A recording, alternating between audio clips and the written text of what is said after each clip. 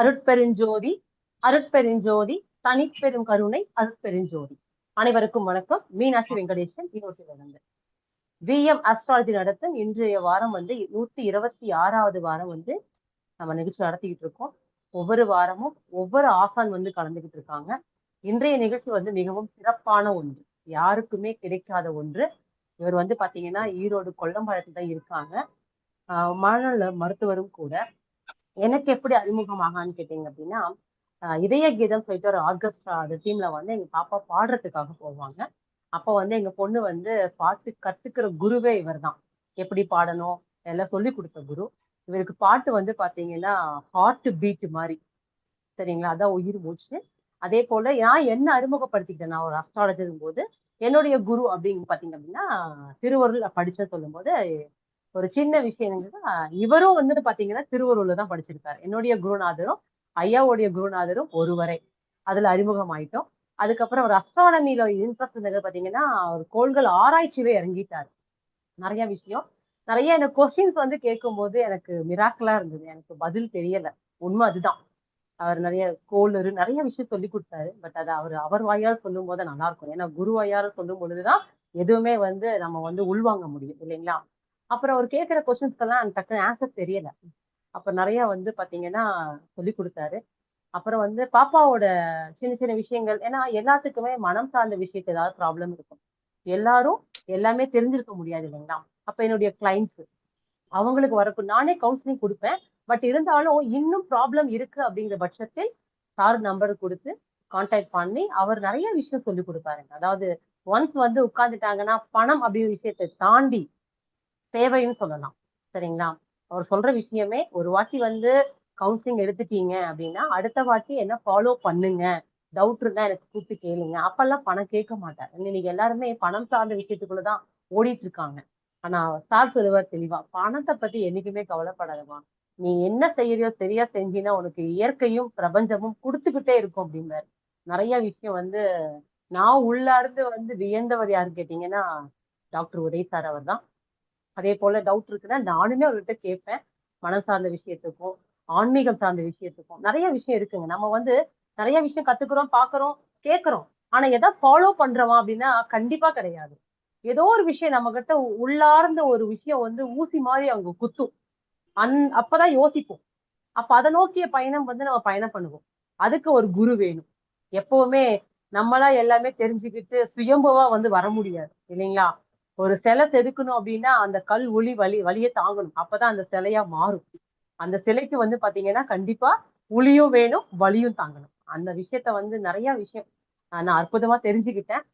அதனால சார்கிட்ட நான் போன மாசமே கேட்டிருந்தேன், எனக்கு ஒரு வகுப்பு ஒண்ணு கொடுக்கணும் நீங்க. ஏன்னா ஆன்மீகமும் மனமும் சார்ந்த விஷயத்துக்குள்ள நிறைய மக்களுக்கு ப்ராப்ளம் இருக்கு. இன்னைக்கெல்லாம் இறை வழிபாடு நோக்கி போறாங்களான்னா கிடையாது, சரிங்களா? இறைவன் கூட இருக்காரானாலும் அதுவும் தெரியாது. ஆனா இவர் சொல்ற விளக்கங்கள் சிறப்பா இருக்கும். இது பாத்தீங்கன்னா அவரை பத்தி ஒரு விளக்கம் கொடுப்பார். அது முடிச்சு ஒரு 10 நிமிஷம் மட்டும் அவருக்கு பேசுவாரு. அதுக்கப்புறம் உங்களுடைய சந்தேகங்களுக்குத்தான் அவர் பதில் சொல்ல போறாரு. அதனால இன்னைக்கு செஷன்ஸே பாத்தீங்கன்னா உங்க டவுட்டை கிளியர் பண்றதுதான். எதுவாக இருந்தாலும், என்ன சந்தேகமா இருந்தாலும் தாராளமா கேளுங்க. அவர் ரெடியா இருக்கார், சரிங்களா? எப்பவுமே வில்லு அம்பு எப்படி இருக்குங்க, தயாரா இருக்கும், இல்லைங்களா? யோசிக்கவே யோசிக்காது, பயணம் போய்கிட்டே இருக்கும். அந்த மாதிரிதான் நம்ம இன்னைக்கு குருநாதர். அதே போல எல்லாரும் மியூட் போட்டுக்கோங்க. யார் கேள்வி கேட்கிறீங்களோ உங்களை நீங்க அறிமுகப்படுத்திட்டு தான் கேட்கணும். எந்த ஊர்ல இருக்கீங்க, உங்க பெயர் என்ன அப்படின்னு சொல்லிட்டு அறிமுகப்படுத்திட்டு கேட்கும் போதுதான், ஏன்னா லைவ்ல போயிட்டு இருக்கு, மத்தவங்களுக்கும் அது யூஸா இருக்கும். உங்களை அறிமுகப்படுத்திட்டு எந்த கேள்வியா இருந்தாலும் தாராளமா கேளுங்க. ஒவ்வொருத்தரா கேளுங்க. ஏன்னா 2 பேர் 3 பேர் பேசினா அவங்களுக்கும் அந்த கேள்வி பதில் கொடுக்க முடியாது, இன்னொன்னு புரியாது. அதனால ஒவ்வொருத்தரா வாங்க, நான் மியூட் எடுத்து விடுறேன். எந்த சந்தேகமா இருந்தாலும் தாராளமா கேளுங்க, சரிங்களா? எவ்வளவு கேட்டாலும் அருவி போல கண்டிப்பாக கிடைக்கும், சரிங்களா? அப்போ அற்புதமான வகுப்பு இன்னைக்கு. இந்த வகுப்பு கிடைச்சதுக்கு நான் பிரபஞ்சத்துக்கு நன்றி சொல்லிக்கிறேன். அதே போல முத்துப்பாண்டிக்கு நம்ம நன்றி சொல்லிக்கணும். ஏன்னா வாரம் நமக்கு லிங்க் எடுத்து கொடுத்து நிகழ்ச்சியை சிறப்பா கொண்டு போயிட்டு இருக்கிறதுக்காக அவருக்கு நன்றியும் வாழ்த்தும் பாராட்டும். நம்மளுடைய ஆசானுக்கும் இன்றைய ஆசானுக்கும் நன்றியும் வாழ்த்தும் பாராட்டும். இது ஆஸ்ட்ரோ பிரின்சஸ் சேனல் லைவ்ல போயிட்டு இருக்குங்க. இந்த ப்ரோக்ராம் நீங்க பாக்குறீங்க அப்படின்னா மேக்சிமம் உள்ள போய் அதை லைக் பண்ணுங்க, மற்றவங்களுக்கும் அந்த வீடியோ ஷேர் பண்ணுங்க. எல்லாத்துக்கும் போய் சேர்ந்துங்கிறது என்னுடைய ஆசை. நம்ம கடமையும் கூட. ஏதோ ஒரு விஷயத்துக்காக தான் கடவுள் படைச்சிருக்காரு இல்லைங்களா? அதை நம்மளுடைய கடமையில ஒரு பங்கு செய்வோம். அதுதான் என்னுடைய ஆசை. அதே போல தனிப்பட்ட முறையில இவர்கிட்ட நீங்க ஜாதகம் பார்க்கணும், இல்ல கவுன்சிலிங் எடுக்கணும், வேற ஏதாவது டாபிக் டவுட் கேட்கணும் அப்படின்னா, இந்த டவுட் செஷன் முடிச்சதுக்கு அப்புறமா தனிப்பட்ட லைன்ல போனீங்கன்னா அவர் கேட்கக்கூடிய காணிக்கையை கொடுத்துதான் நம்ம என்ன பண்ணணுங்க, கண்டிப்பா கேட்கணும். அவர் தொலைபேசி எண்ணும் கொடுப்பார். சரிங்களா? அதையும் இங்க சொல்லிக்கிறேன். எல்லாத்துக்குமே மனம் சார்ந்த விஷயத்துக்கும் இறைவன், ஆன்மீகம், எல்லா வழிபாடு முறைக்கும் இன்னைக்கு இது சிறப்பான ஒரு நல்ல விஷயங்கள் தகவல் கிடைக்கும்னு கண்டிப்பா ஒரே சார் நம்புறேன். ஏன்னா நான் பழகி இருக்கேன் அவரோட. அதனால அவர் இன்னொரு விஷயம் பண்ணிட்டு இருக்காரு, சொல்ல மறந்துட்டேன். 2021 இருந்து வந்து பாத்தீங்கன்னா தினமும் 25 பேருக்கு அன்னதானம் இன்றைய வரைக்கும் கொடுத்துட்டு இருக்காருங்க. இது யாராலும் செய்ய முடியாது. தினமும். சரிங்களா? நம்ம வந்து ஒரு விரதத்துக்கா இருக்கோம், நம்ம ஒரு குலதெய்வ கோயிலுக்கு போறோம், இல்ல ஒரு பரிகாரம், ஒரு வேண்டுதல் அப்படின்னா நம்ம செஞ்சு கொண்டு போய் ஒரு 10 பேருக்கு கொடுப்போம். ஆனா 25 பேருக்கு இவர் கையால எப்படிங்க, இவரே சாப்பாடு வடிச்சு, இவரே சாப்பாடு கை சாப்பாடு செஞ்சு, இவரே பேக் பண்ணி ஒவ்வொரு ஏரியாவுக்கும் 25 பொட்டலும் கொடுத்துக்கிட்டு இருக்காரு 2021 இருந்து இன்றைய வரைக்கும். அதனால என்னால முடிஞ்ச சின்ன தொகையை நான் கொடுத்துக்கிட்டு இருக்கேன். உங்களால யாராவது முடியும்னாலும் தாராளமா கொடுங்க. இன்னொன்னு ஒரு கோயில் வந்து கட்டிக்கிட்டு இருக்காரு. அவர் கட்டுறதுக்கான ஒரு தொகை வந்து பார்த்தாலுமே உங்களால முடிஞ்சதுன்னா நம்பருக்கு அனுப்பி விடுங்க. ஏன்னா நம்மளுடைய பங்களிப்பு எல்லா இடத்துலயும் இருக்கணுங்கிறது என்னுடைய ஆசை. சரிங்களா? அது வந்து அந்த கடவுள் அங்க நினைக்கணும். ஒரு கோயில் கட்டுறாங்கிறத விட அந்த கடவுள் நம்மளுடைய காணிக்கையா ஒரு செங்கல்லா எடுத்துக்கணும் மட்டும்தான் நம்மளால கொடுக்க முடியும். இது நிதர்சனமான உண்மை. கடவுள் நினைக்காம, பிரபஞ்சம் உத்தரவிடாம எதையும் நம்ம செய்ய முடியாது. ஏதோ எனக்கு கொஞ்சம் அந்த அனுகிரகம் வந்து சார் மூலமா கிடைச்சிருக்கு. அதுக்காகவும் நன்றி சொல்லிக்கிறேன் நான் மனமார்ந்து. அனைவரும் வகுப்பை கவனிங்க, சந்தேகங்களை கேளுங்க. நன்றியும் வாழ்த்தும் பாராட்டும். சார், உங்களுடைய பொன்னான நேரத்தை கொடுத்ததுக்கு மிகுந்த நன்றி. எல்லா சார்பிலையும் கேட்டுக்கிறேன். வாருங்கள், அன்போடு வரவேற்கிறோம். இறைவனுக்கு நன்றி. ரொம்ப மிகைப்படுத்தி சொல்லிட்டாங்க மேடம். அந்த அளவுக்குலாம் நான் ஒருத்தர் இருக்கேன்னா எனக்கு தெரியல. ரொம்ப நன்றிம்மா, ரொம்ப நன்றி. இந்த சிறப்பான மேடையை கொடுத்துருக்கீங்க நீங்க. இத இறைவனால் வழி நடத்துறோம். அவ்வளவுதான், இறைவனோட நம்மளை வழி நடத்துற. சரி, என்ன சின்ன ஒரு அறிமுகம் எனக்கு நான் பண்ணிக்கிறேன். என் பேர் உதயகுமார். நான் 21 வருஷம் ஆகுது நான் ஈரோடுக்கு வந்து செட்டில் ஆகி. ஃபர்ஸ்ட் ஆரம்பிச்சது ஆன்மீகம் அப்படின்ற விஷயம் பார்த்தீங்கன்னா ஜாதகம் தான் ஆரம்பிச்சேன். அப்புறம் அஸ்ட்ராலஜில முடிஞ்சு அஸ்ட்ராலஜி தொடங்கி அஸ்ட்ரானமி தொடங்கி அப்புறம் கொஞ்சம் கொஞ்சமா கிட்டத்தட்ட ஒரு 30 லட்சம் ரூபாய்க்கு நான் செலவு பண்ணியிருப்பேன் இந்த வாழ்க்கை என்னன்னு கண்டுபிடிக்கிறதுக்காக. நான் முதல்ல ஸ்டார்ட் பண்ணும்போது பார்த்தீங்கன்னா 10th நான் ஆவரேஜ் ஸ்டூடெண்ட் தான். ஸ்டார்ட் பண்ணும்போது பார்த்தீங்கன்னா ஒரு என்னடா என்ன எல்லாத்தையும் நீ கடவுள்கிட்ட கேளு, கடவுள் நிறைய கொடுப்பாரு உனக்கு.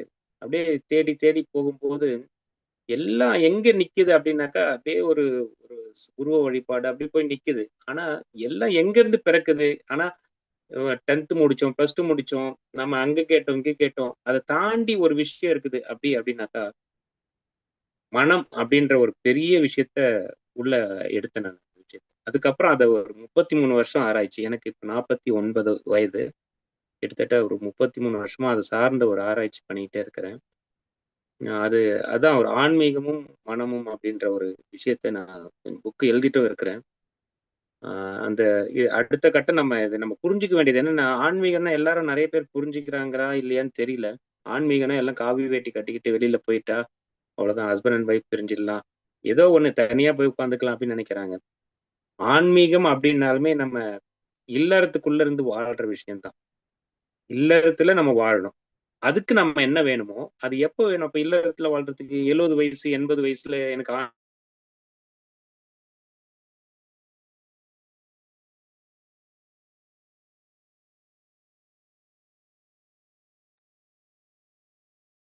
நீங்க ஆரம்பத்துல இருந்து கேக்குதுங்களாமா? சார், நெட்வொர்க் கொஞ்சம் ஸ்லோவா இருக்க மாட்டேங்குது பக்கம். இப்ப கேக்குது. ஓகே, பேசுங்க பேசுங்க. ஓகே. ஆன்மீகம்னா என்ன? அதுக்கு அது ஒரு பெரிய சாப்டரே இல்லை. வாழ்றதுக்கு உண்டான விஷயத்த ஒரு ஃபார்முலா அது.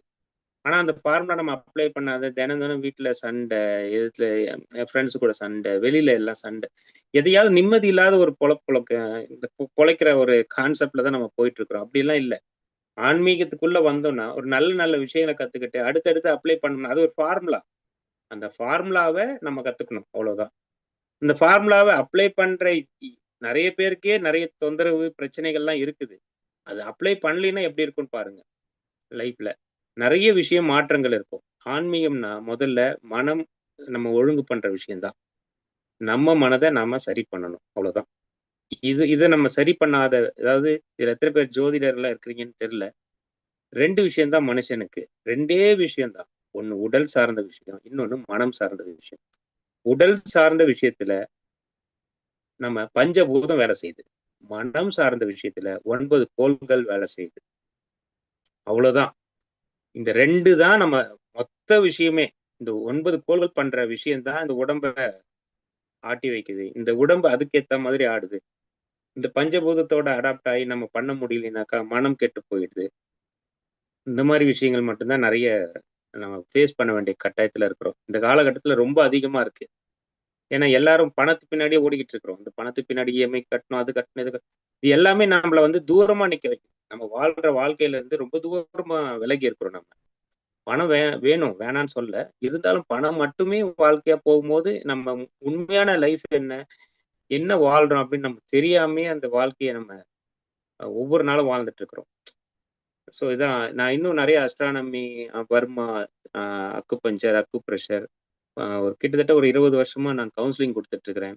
ஹஸ்பண்ட் அண்ட் ஒய்ஃப் ப்ராப்ளம், அப்புறம் சின்ன வயசுல காதல் திருமணம், அதுல ஒரு பிரச்சனை வருது, கடன் பிரச்சனை, தொழில பிரச்சனை, எதுவா இருந்தாலும் சரி, எல்லாம் ஒரு 2 to 3 இயர்ஸ்ல நிறைய பேர் நான் இந்த மாதிரி நாளைக்கு டிவோர்ஸ் வாங்குற கேஸ் எல்லாம் கூட இன்னைக்கு நான் சரி பண்ணியிருக்கேன். நம்ம கிட்டத்தட்ட எத்தனையோ இது கடந்து வந்திருக்கேன் நான். நிறைய பேர் ஒண்ணு சேர்த்திருக்கேன் அதுல. இந்த விஷயத்துல நம்ம இவங்க ரொம்ப மிகைப்படுத்துறாங்க, எனக்கு அதுவே இதுவா இருக்கு. மிகைப்படுத்துற அளவுக்கு எனக்கு வருத்தான்னு கூட தெரியாது. ஆனா நான் எல்லா விஷயத்தையும் என்ன என்னால முடியுமோ, பணத்தை சார்ந்து இல்லாம அதை தாண்டி என்னால என்ன முடியுமோ அது நான் பண்ணிட்டு தான் இருக்கிறேன். ஸோ இதுக்கு மேல நம்ம இந்த அறிமுகம் சின்னதா போதும். சரி, ஆன்மீகம்னா நம்ம இன்டராக்ஷனுக்கு வந்துருவோம். நம்ம பாட்டு பேசிட்டே இருந்தோம்னா சரியா வராது. உங்களுக்குள்ள ஒரு எதிர்பார்ப்பு இருக்கும். அட எனக்கு ஆன்மீகம்னா ஒண்ணு புரியல, மனம்னா என்னன்னு புரியல, இல்ல வேற எனக்கு எனக்கு இந்த பிரச்சனை இருக்கு, இந்த பிரச்சனை எப்படி ஹேண்டில் பண்ணலாம், எப்படி சால்வ் பண்ணலாம் அப்படின்னு உங்களுக்குள்ளவே நீங்க ஏதாவது ஒரு கேள்விகள் வச்சிருந்தீங்கன்னாக்கா நீங்க அதுல இருந்து நம்ம ஸ்டார்ட் பண்ணலாம். ஏன்னா ஆன்மீகம்னு பாத்தீங்கன்னாக்கா நான் தனித்தனியா பேசும்போது அவங்களுக்கு சார்ந்த ஒரு விஷயம் பேசிக்கிட்டே போவேன். அவங்களுக்கு ஆப்டா இருக்கும். ஆனா உங்களுக்கு வந்து என்ன வேணும், இத்தனை பேர் இருக்கீங்க, என்ன வேணும்னு எனக்கு தெரியாது. ஸோ யாராவது தனிப்பட்ட முறையில எனக்கு இதுதான் வேணும், இது எப்படி சால்வ் பண்ணலாம்னா எல்லாத்துக்குமே அது ஆப்டான ஒரு விஷயமா இருக்கும்னு எனக்கு தோணுது. யாராவது இது வந்தீங்கன்னா மியூட் எடுத்துட்டு எனக்கு கேள்விக்கு உள்ள வரலாம்.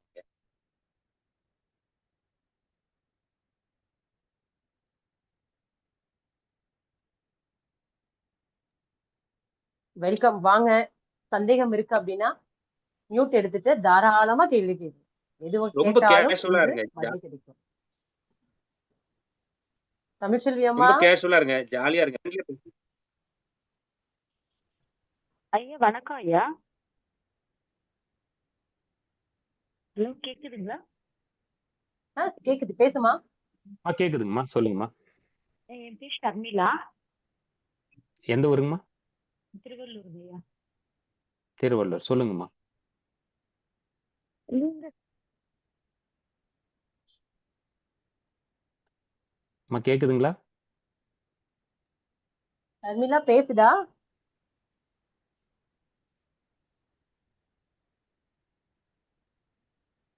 ஷர்மிளா,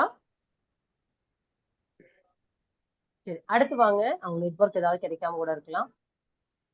வரவங்க உங்களை அறிமுகப்படுத்திட்டு வாங்க.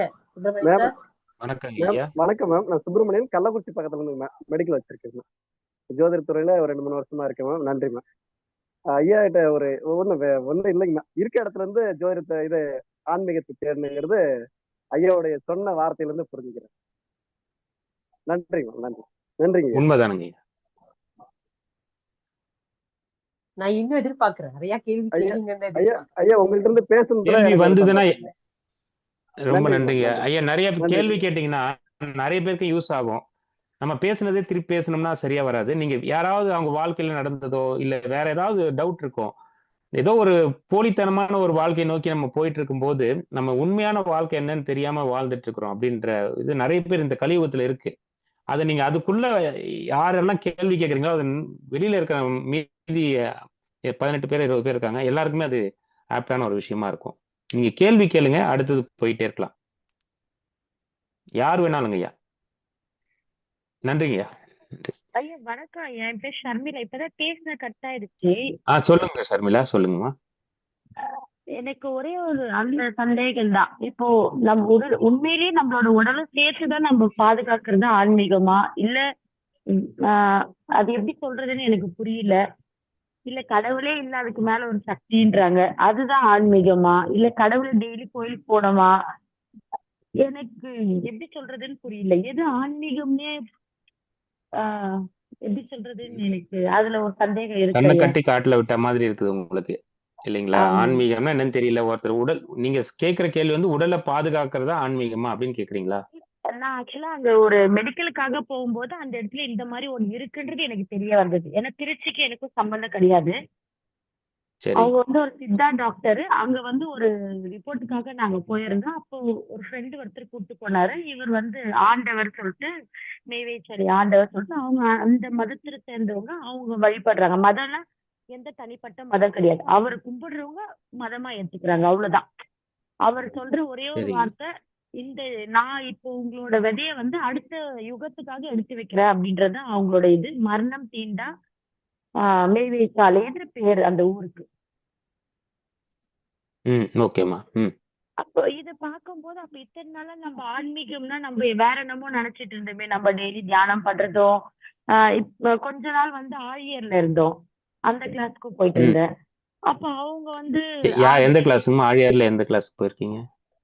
அந்த பேசிக் கிளாஸ்க்குலாம் போயிருக்கோம் சார். ஆழியர்னா அங்க யாரோட போனோம். கிளாஸ்? ஐயோ கடவுளே, டக்குன்னு வரலையே. ரவிச்சந்திரன் ஐயா கிளாஸ்? இல்ல இல்லையா, இல்ல ஹீலர் வேதாத்ரி மகரிஷி. வேதாத்ரி மகரிஷி ஐயா மேல ஐயாவோட தெரியாது. சரிங்க சரிங்க. அதுல போகும்போது அவங்க வந்து புருவத்து மத்தியில நிலைய வந்து எண்ணத்தை வந்து நிறுத்தி பண்ணுங்க, ஆகாயத்துக்கு மேல பண்ணுங்க அப்படிலாம் சொல்லி கொடுத்தாங்க. சரிங்க. சின்ன வயசுல இருந்து அம்மா உங்க கேள்வியை நீங்க கொஞ்சம் தெளிவா சொல்லிட்டீங்கன்னா மத்தவங்களுக்கும் புரியுற மாதிரி நம்ம பேசிடலாம். அதாவது உங்களுக்கு இப்போ ஒவ்வொருத்தரும் ஒவ்வொன்னு சொல்றாங்க இல்லையா. உண்மையிலேயே சொல்றேன், நீங்க சொன்ன மாதிரிதான் கண்ணை கட்டி காட்டுல விட்ட மாதிரி இருக்கு. எதுதான் உண்மை, எதை நோக்கி நம்ம போறோம்? உங்களோட சந்தேகம் தான். ஆமா, நீங்க கேட்கிற கேள்விக்கு இப்போ சிம்பிளா வேற மாதிரி நான் சொல்றேன் பாருங்க. உடம்பு அப்படிங்கிறது வந்துமா, அதுதான் சொல்லுவாங்க அன்னை பிதா, அதாவது தாய் தந்தை குரு அப்படின்னு வரும் இல்லைங்களா? மாதா பிதா குரு தெய்வம் அப்படி வரும் இல்லைங்களா?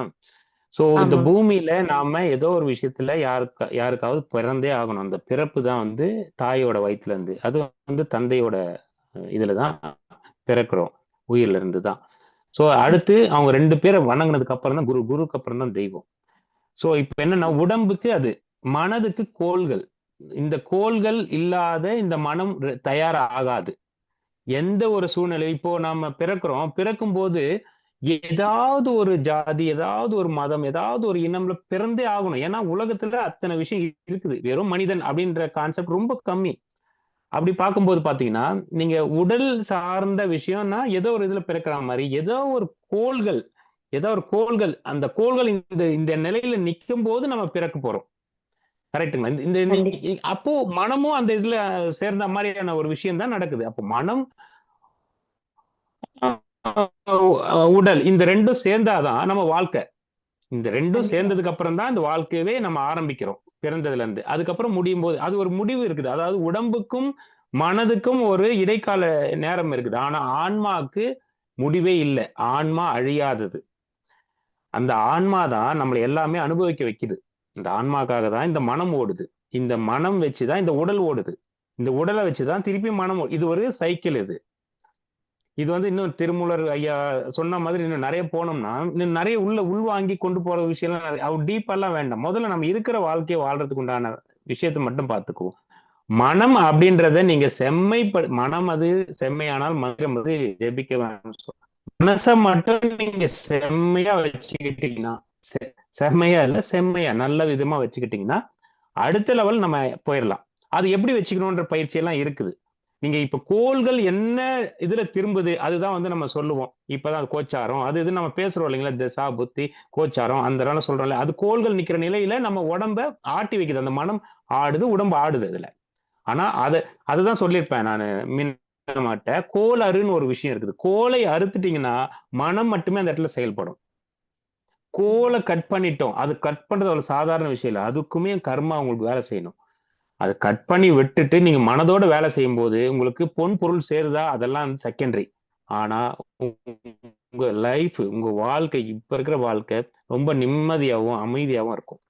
அதுக்கப்புறம் அந்த மனதை வச்சு நீங்க என்னென்ன பண்ணணும் அப்படின்னு இறைவன்கிட்ட சரண்டர் ஆகிற விஷயம் அது. இறைவன் கிட்ட சரண்டர் ஆகிற விஷயம் அவ்வளவு சாதாரணமா ஒரு விஷயம் பண்ண முடியாது. அப்படி சரண்டர் ஆயிட்டோம், அதுக்கும் நம்ம இன்னைக்கு நீங்க இந்த மாதிரி ஒரு வார்த்தையை கேட்கறீங்க அப்படின்னாலுமே இதுவே கொடுத்து வச்ச விஷயம்தான். இப்ப நம்ம இதெல்லாம் பேசுறதுக்கு எத்தனையோ பேர் என்னமோ பண்றாங்க. இந்த விஷயத்தை நம்ம உட்கார்ந்து ஒரு அரை மணி நேரம் 1 மணி நேரம் செலவு பண்றோம்னாலுமே அதுவே கொடுத்து வச்ச விஷயம். அப்ப அதுக்கே இறைவன் நமக்கு ஒரு பெரிய நன்றி சொல்லணும். அப்போ இன்னும் இதுக்குள்ள நீங்க ஆழ்ந்து பயணிக்கும் போது இன்னும் நிறைய விஷயம் உங்களுக்கு கிடைக்கும். இப்போ அரை மணி நேரம் 1 மணி நேரத்துல உங்களுக்கு அதை சொல்லி புரிய வைக்க முடியாது. ஆனா இந்த மனதை நீங்க எப்போ சமன்படுத்துறீங்க, சரிப்படுத்துறீங்களோ அப்பதான் உங்களுக்கு வாழ்க்கை மொத்தமா சரியாகும். உடலை மனம் வந்து உடல் இருந்தாதான் வேலை செய்யும். உடல் இல்லைன்னா எப்படி மனம் தனியா வேலை செய்யும்? அப்போ உடலை பாதுகாத்தாதான். இப்போ நம்ம சொல்றோம் ஒரு 60 வயசு 70 வயசு ஆயிடுச்சு, நம்ம பேரம்பேத்தி வந்துட்டாங்க, ஒரு 90 வயசு வரைக்கும் நம்ம தாத்தா பாட்டி இருக்காங்க, ஏன் அவங்க உயிரோட இருக்கணும்? அந்த மனதை அவங்க 20 வருஷமும் 30 வருஷம் சமன்படுத்திட்டு செம்மையாக்குனாங்கன்னா அவங்க அடுத்த பிறவியில வேற மாதிரி இருக்கும். ஏன்னா நீங்க இந்த பிறவியில என்னென்னலாம் சரி பண்றீங்களோ அடுத்த பிறவி அதோட கண்டினியூட்டி. இதுக்கு உதாரணம் வேற மாதிரி சொல்றேன். ஒரு குழந்தை 4 வயசுல போய் பாடுது, 3 வயசுல போய் பாடுது, பயங்கர ஞானம் இருக்குது. அந்த குழந்தைக்கு எங்க இருந்து ஞானம் வருது? அப்போ ஏதோ ஒரு பிறவியோட தொடர்ச்சி தான் அது. அப்ப அது வருது இல்லைங்களா? அப்ப பிறவி தொடர்ச்சி இல்லாம அது வராது. நல்லதோ கெட்டதோ அந்த பிறவி தொடர்ச்சி இருக்கும். அப்போ இந்த பிறவில நம்ம எவ்வளவு உயிர் இருக்கும் போது நம்மள வந்து சரி பண்ணிக்கிறோமோ அடுத்த பிறவி நம்ம அடுத்தது போய்க்கும். அந்த ரெண்டே விஷயம் தான்மா, காட் தாட்ஸ் ஈவில் தாட்ஸ்ன்னு இருக்கும். காட் தாட்ஸ்னா அப்படின்னா நல்ல விஷயங்கள் எல்லாம உண்மை, நம்பிக்கை, தன்னம்பிக்கை, பொறுமை, இதெல்லாம். இந்த பக்கம் பாத்தீங்கன்னா பொறாமை, இதெல்லாம் வந்து பழி வாங்குறது, இது மாதிரிலாம் பாத்தீங்கன்னா இந்த கவலை, வெக்கம், வேதனை, வருத்தம், இதெல்லாம் வந்து ஈவில் தாட்ஸ். இந்த ஈவில் தாட்ஸ்க்குள்ள போயிட்டோம்னா நம்ம மனுஷனா இருக்க முடியாது. ஃபர்ஸ்ட் காட் தாட்ஸுக்கு வந்துட்டோம்னா மனுஷனா இருக்கலாம். மனுஷனா இருந்தாதான் அடுத்து யோசிக்க முடியும். மனித உரிவில் இருக்கிறவங்க யாருமே எல்லாருமே மனிதன் சொல்ல முடியாது.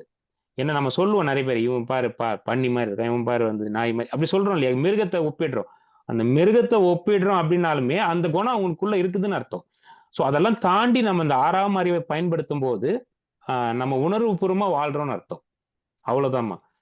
நீங்க உங்க மனதை சரி பண்ணா எல்லாமே சரியாயிடும். உங்க உடம்புல ஒரு நோய் இருந்தாலுமே அந்த மனம் சரி பண்ணா நோயே சரியா போயிடும்.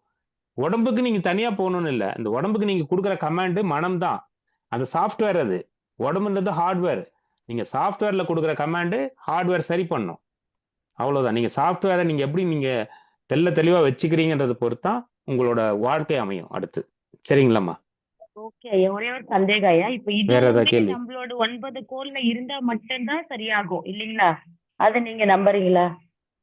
அப்படின்னாங்கம்மா, இதுவும் நம்மளோட ஜாதகத்துல 9 கோள் இருந்தா நம்ம மட்டும்தான். ஜாதகத்துல ஆன்மீகத்துல போகணும்னு இருந்தா மட்டும்தான் நம்ம போவோமா, இல்ல நம்மளோட முயற்சியில நம்ம போலாமா? ஆமா, இறைவனோட சரண்டர்ன்னு சொல்லுவோம்ல, அந்த சரண்டர் அவ்வளவு சீக்கிரம் சரண்டர் ஆயிட்டீங்கன்னா நீங்க அதெல்லாம் யோசிக்கவே வேண்டாம். இந்த இடத்துக்கு வந்துட்டீங்க பாத்தீங்களா, உங்க இறைவன் கூப்பிடுறாருன்னு அர்த்தம். நீங்க அதெல்லாம் ஒரு ஓரமா ஒதுக்கிட்டு இறைவன் கிட்ட சரண்டர், நீங்க குடு அப்படின்னு கேளுங்க. நீங்க குடு, எனக்கு கொடுத்ததுக்கு நன்றி இறைவான்னு சொன்னாலுமே உங்க கூட வந்துருவாரு அவரு. நீங்க இது எல்லாத்தையும் போட்டு குழப்பிக்கிட்டே இருந்தீங்கன்னா இது இருந்தாதான் வருமா, அது ஆராய்ச்சிக்கு வேண்டாம். இறைவனோட பாதத்துல சரணடையணும். நீங்க அந்த காலத்து படம் எல்லாம் பாப்பீங்க, இந்த கிருஷ்ணா அப்படின்னு ஒரு பாட்டு பாடுவாங்க, பயங்கர உருக்கமா. என்னடா இவ்வளவு உருக்கமா ஒரு படம்லாம், அப்பெல்லாம் நமக்கு தெரியாது ஒண்ணும். ஒரு உருக்கமா பண்றோம் பார்த்தீங்கன்னா, அந்த பக்தி அது உருக்கமா பண்ணும்போது இறைவன் கிட்ட நம்ம போய் சரண்டர் ஆயிடுவோம். அப்ப இறைவன் அதே இதுவா இருக்கணும். நம்ம இப்ப குழந்தைங்க ஒரு ஐஸ்கிரீம் வேணும்னா அடம் வாங்கிடுறாங்கல்ல, அந்த மாதிரி நீங்க இறைவன்கிட்ட போட்டுருவாரு அவரு. கோள்கள் தலைவனே இறைவன். இறைவன் டைரக்டா புடிச்சிட்டோம்னா அந்த கோள்கள் என்ன பண்ண போதும்ல? நான் கோள்களை பல ஆராய்ச்சி பண்ணேன். இன்னைக்கு விண்ணில் ஆராய்ச்சியிலயும் இருக்கிறேன். எந்தெந்த இடத்துல என்ன கோள்கள் எவ்வளவு இதுல சுத்துது எல்லாமே பண்ணிட்டு தான் இருக்கிறேன். அதை தாண்டி திருப்பி நாங்க சில ஆப் எல்லாமே பண்ணிட்டு இருக்கிறோம். இருந்தாலுமே இதை தாண்டின ஒரு விஷயங்களுக்கு புரிஞ்சனாலதான் அதை நான் பேசுறேன். நானும் சித்தா ஆயுர்வேதிக் டாக்டர் தான்மா. வர்மம், அக்குபஞ்சர் இதெல்லாமே பண்ற எல்லா விஷயத்தையும் இந்த பாரம்பரியமா எனக்கு இயற்கை கொடுத்த பிச்சை. நானா எதுவுமே தேடி போகல. எனக்கு 15 வருஷமா நான் பண்ணிட்டு வச்சா எனக்கு இறைவன் கொடுத்த பிச்சை. இது எனக்குள்ள எப்படி வருது எனக்கு தெரியாது. உண்மையிலே நன்றிங்க ஐயா. நான் கேட்ட கேள்விக்கு ரொம்ப பொறுமையா சொன்னதுக்கு மிக்க நன்றி ஐயா. நன்றிம்மா. வேற யாராவது?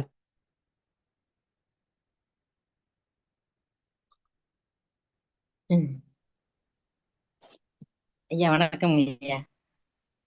வணக்கம்மா. மதுரையில இருந்து தமிழ் செல்விங்க. ஆமா, நல்லதும்மா, சொல்லுங்கம்மா. இல்ல இப்ப சொன்னீங்களா இறைவன்ட்ட நம்ம கேட்கணும், கேட்டா கண்டிப்பா நடந்துரும், கோள்கள் என்ன செய்யும் கேட்கணுமா, மனப்பூர்வமா கேட்கணும். இந்த மனப்பூர்வமா நீங்க எது கேட்டீங்கன்னாலும் வந்துடும். கேட்டுட்டேன் அப்படின்னு நம்ம ஒரு வழிக்கு போக கூடாது. அவர் கேட்டதையே நம்ம நம்பணும் முதல்ல.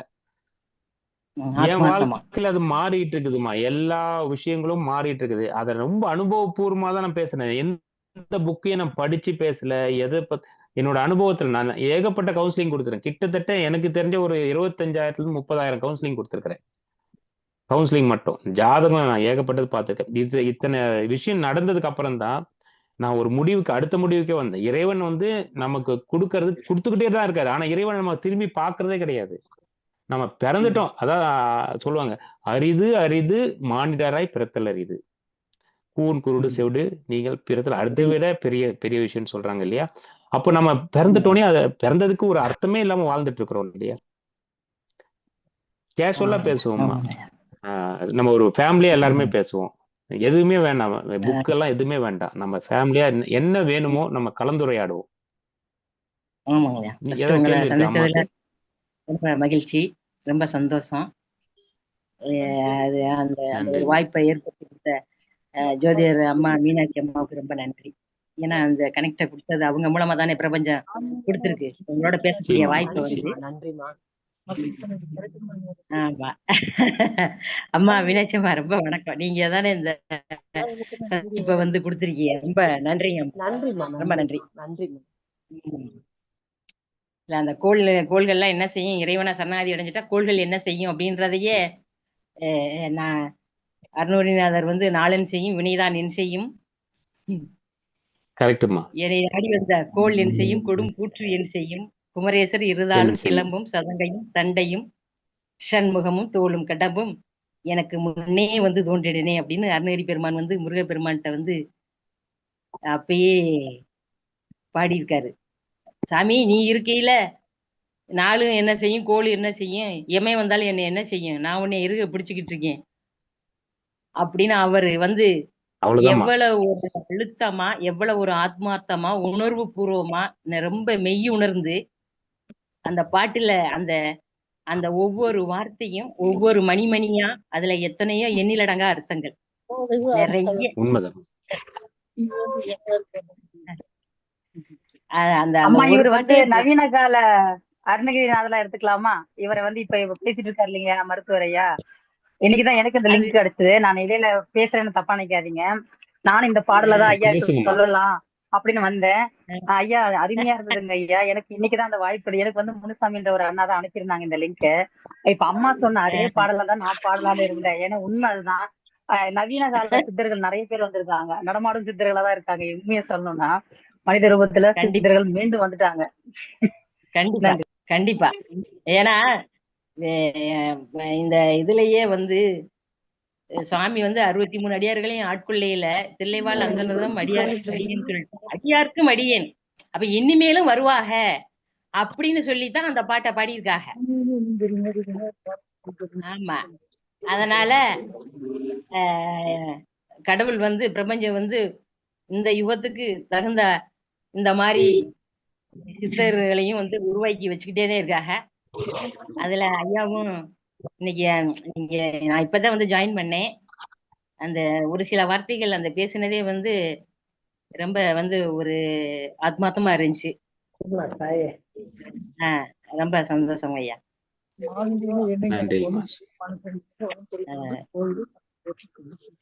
அந்த ஒரே வார்த்தை இறைவன் வணக்கம் ஐயா.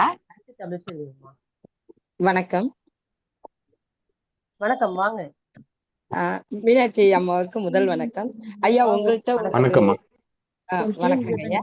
எனக்கு ஒரு சின்ன டவுட்டுங்க ஐயா, அதை கொஞ்சம் கிளியர் பண்ணணும். வணக்கம் வணக்கம். நீங்க தான் சரியான நபராகவும் இருப்பீங்கன்னு நினைக்கிறேன். சொல்லுங்க. ஐயா, நான் வந்து ஒரு 15 வயசுல இருந்தே தியானம் செய்வேன். ஓம் சாந்தின்னு கேள்விப்பட்டிருப்பீங்க. இந்த பிரம்மகுமாரிகள் அப்படின்னு சொல்லிட்டு இருக்காங்க இல்லைங்களா? அதுல இருந்து சொல்லுங்க.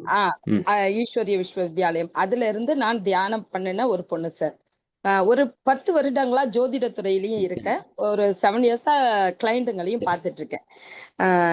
என்னால முடிஞ்சது சில பேருக்கு கரெக்டா ஜோதிடம் இல்லாமல் சொல்றேன், சரிங்களா? ஜோதிடம் இல்லாமல் சொல்றேன். சில நேரங்கள்ல ஜோதிடத்துல விதிப்பயன் இப்படி இருக்கு, அவங்க திருமண வாழ்க்கை சரியில்லை அப்படின்னு சொன்னாலும் நான் ரொம்ப மன ரீதியா வழிபடுறேன், ரொம்ப கஷ்டப்படுறேன், என்னால அவங்கள சரியா ஹேண்டில் பண்ணி கொடுக்க முடியல அப்படின்னு. இதுல இருந்து எப்படி சார் நான் வெளில வர்றது? இந்த கேள்வி எனக்கு புரியலைங்கம்மா. அதாவது நீங்க வந்து அவங்கள வழி நடத்துறது எப்படின்னு தெரியலன்னு சொல்றீங்களா? இல்ல, எனக்கு வந்து அவங்களோட கஷ்டம் தெரியுது சார். என்னோட ஓன் கஷ்டமா அதை நான் பாக்குறேன். அவங்களுக்கு ஹீல் பண்ண கொடுக்குறேன். ஆனா அவங்களால அடுத்த அடி எடுத்து வைக்க முடியல. நம்ம சொல்றது வந்து சொசைட்டியை பாக்குறாங்க. என்ன மாதிரி கொடுக்குறாங்க? நீங்க என்ன மாதிரி கொடுக்குறீங்க, அவங்க என்ன மாதிரி கேக்குறாங்க? Okay sir. இப்போ ஹஸ்பண்ட் ஒய்ஃப் பிரச்சனை அப்படின்னு வந்தா இந்த 40க்கு கீழே உள்ளவங்க வந்து சடனா மாறிக்கிறாங்க.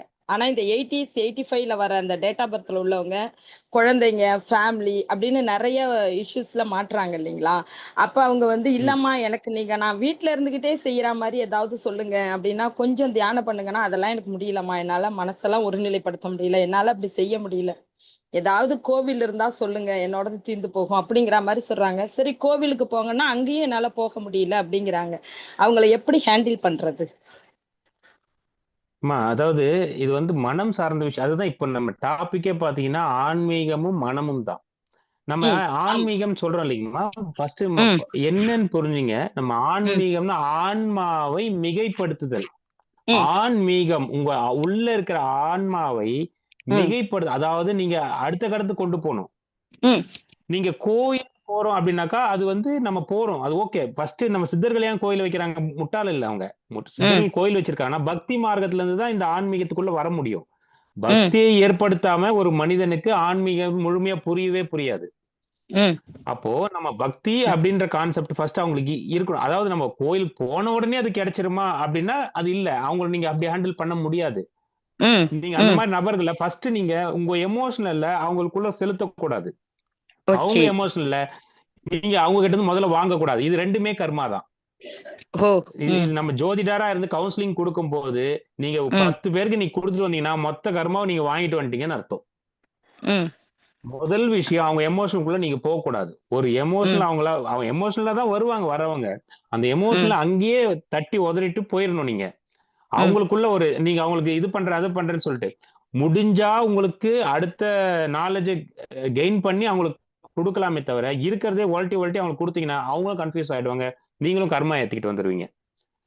சோ நீங்க அவங்க வந்து நீங்க இப்படிதான் ஹேண்டில் பண்ணணும் அப்படின்னா முதல் விஷயம் நீங்க தெளிவாகணும். நீங்க இன்னும் நிறைய கொஞ்சம் ட்ரைனிங் எடுத்த அப்புறம் தான் நீங்க அதுக்குள்ள போய் நிறைய பார்க்கணும்.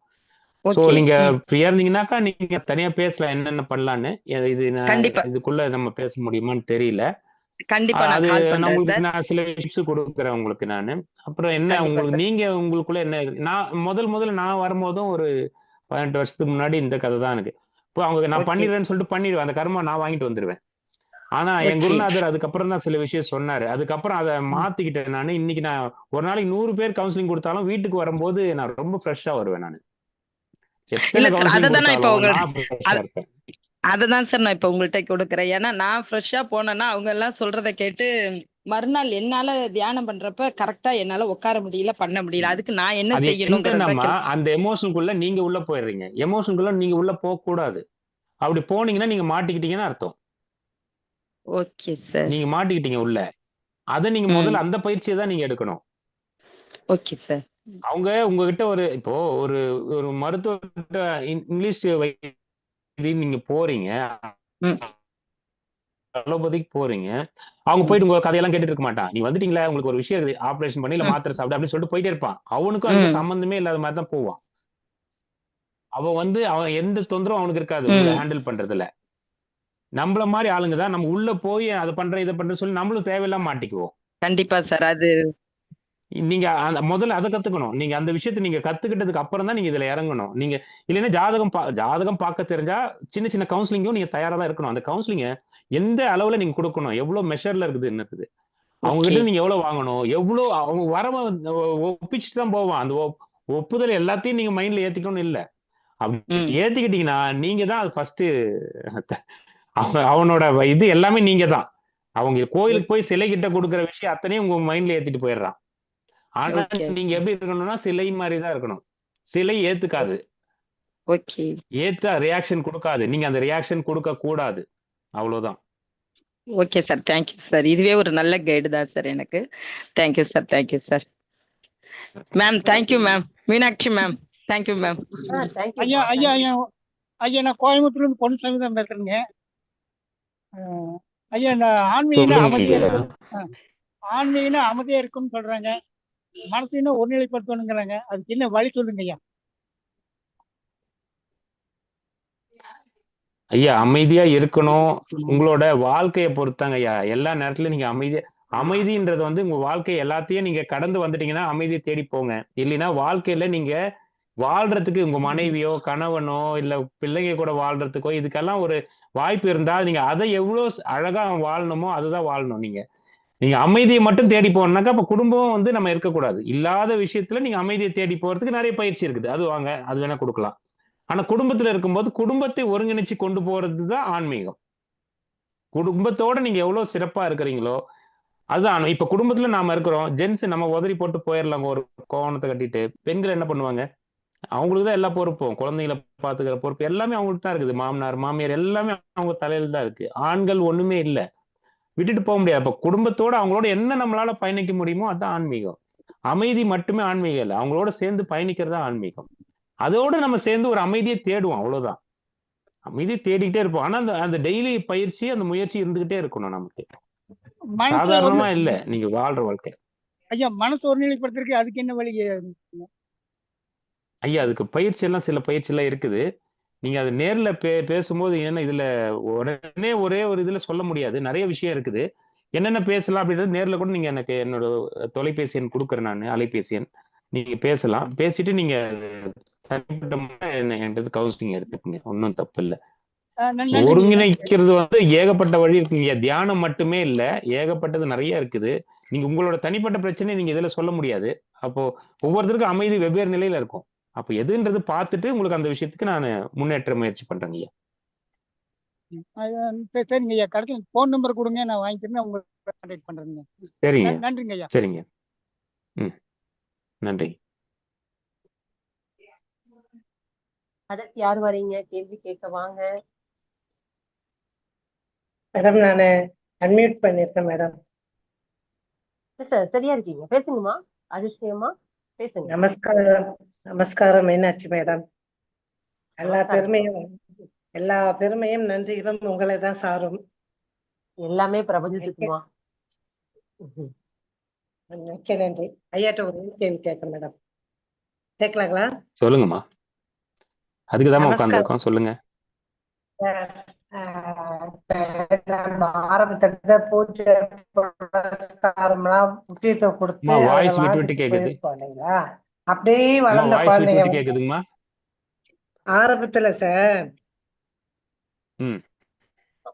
இப்ப சார் இப்ப பேசுங்க. முதல்ல வந்து இந்த பிரேக் வாழ்க்கையை ஆரம்பிக்கும் போது சொல்லுங்கம்மா, வாய்ஸ் விட்டு விட்டு கேக்குது பாருங்க. முதல்ல இருந்தே நம்ம வந்து ஆன்மீகம். ஆமா, கேமரா ஒரு பக்கம் வச்சு பேசுங்க, வாய்ஸும் கேட்க மாட்டேங்குது. இப்ப கேக்குதுங்களா சார்? இப்ப கேக்குதுங்களா சார்? கேக்குதுமா, கேக்குது சார். நம்ம வாழ்க்கையில வந்து படிப்படியா ஆன்மீகத்துல இருந்து தான் வளர்ந்துட்டு வரோம் இல்லைங்களா? பூஜை புனஸ்காரம் எல்லாம் முறைப்படி கும்பிட்டுட்டு அது நம்ம தொழிலையும் பார்த்துட்டு வரோம். அப்படி இருக்கும்போது அம்மா கும்பிட்டாங்க, நம்ம கும்பிடுறோம். இப்ப நம்ம கும்பிடும் போது நம்ம கூட குழந்தையா இருந்த பசங்க கும்பிட்டுனே வரும்போது ஏதோ ஒரு விஷயத்துல ஃபெயிலியர் ஆனவனே சுத்தமா சாமி பக்கமே வரமாட்டாங்க. அவரு எனக்கு என்ன செஞ்சாரு, நீ பிரதோஷம் போயிட்டு வாடான்னு அவரு வந்து பார்க்க சொல்ல என்ன, அப்படியே விரக்தி ஆயிடுறாங்க பசங்க. எதுவுமே செய்யல எனக்கு, நான் எவ்வளவு கஷ்டப்பட்டு பரீட்சை எழுதினேன், எனக்கு மார்க்கே வரல. நல்லா போயின்னு இருந்தா, தினம் கோயிலுக்கு போனா, தினம் எல்லாம் செஞ்சா, கோயிலுக்கு போய் அலங்காரம் பண்ணி தூக்கி வைக்கிறது இதெல்லாம் செஞ்சுட்டே இந்த பசங்க தான். திடீர்னுலாம் சாமி கிட்ட இட்டுட்டு போல. அப்படியே லைஃப் லாங் நம்ம கூடயே வச்சிருந்த பசங்க தான். யாருக்கிட்டையும் கொடுத்து கூட நம்ம கொஞ்ச நாள் வளர்த்து கொடுங்கலாம் நம்ம குழந்தைங்களை நம்ம சொல்ல இல்ல. திடீர்னு பசங்க அப்படியே ஓவரா அப்படியே டேர்ன் ஆயிட்டாங்க லெஃப்ட் சைடு. இப்ப என்ன சொல்றேன், அதெல்லாம் நான் செய்ய முடியாது. சொல்லுங்க சொல்லுங்க ஐயா. சரிம்மா, அதாவதுங்கம்மா, நீங்க சொல்றது கரெக்ட். நானும் ஒரு காலத்துல இப்படிதான் இருந்தேன். எங்க அம்மா அப்பா வந்து என்னை வந்து ஒரு விஷயத்துல கொண்டு போவேன், வழிபாட்டுக்குள்ள கொண்டு போகும்போது சிலை வந்து நமக்கு எத்தனை விஷயம் நிறைய விஷயம் பண்ணியிருக்கோம். நம்மள நாம எப்போ உணர்றோமோ, நமக்கு நாமே எப்போ, அதுதான் மனம்னு வந்த அந்த ஆன்மீகம் மனம்ன்ற கான்செப்ட் தான். நீங்க அந்த சிலை வழிபாட்டுக்கு உள்ள போகும்போது இருக்கிற விஷயம் நமக்குள்ள அது வரணும். அதுதான் ஆன்மீகம். அது மனம் செம்மையாக்கணும் முதல்ல. நாம அது ஒரு விஷயத்த மட்டுமே நீங்க பண்ணிட்டு பக்தி மார்க்கத்திலேயே போயிட்டு இருந்தீங்கன்னா உங்க மனவை இழந்துருவீங்க.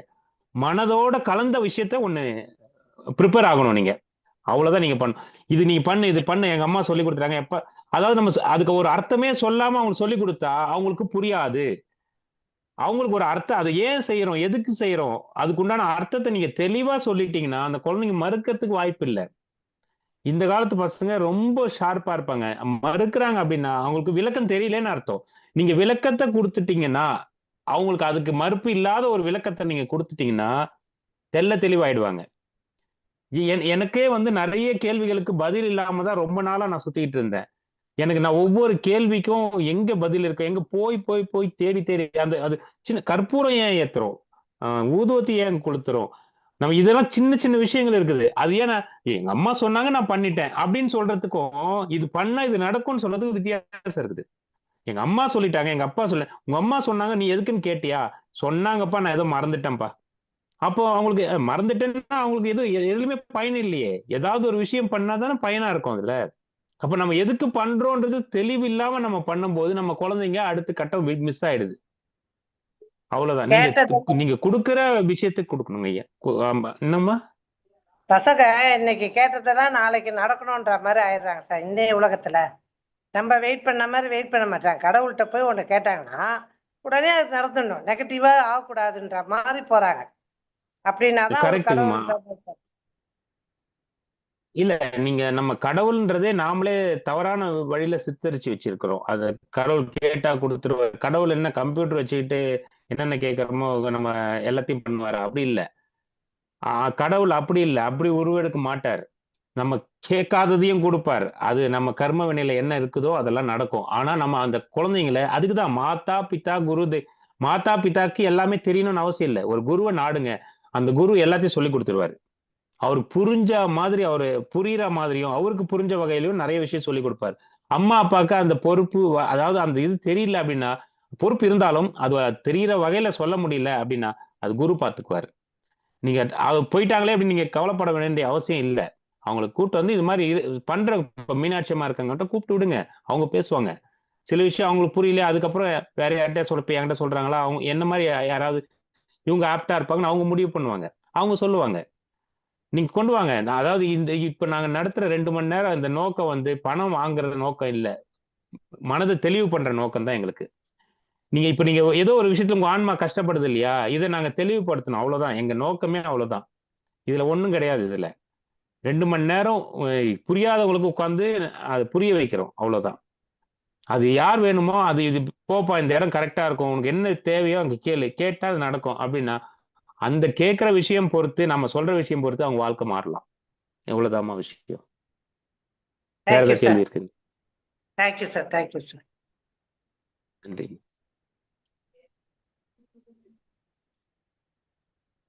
அடுத்து யாரு வரீங்க கேள்வி கேட்க?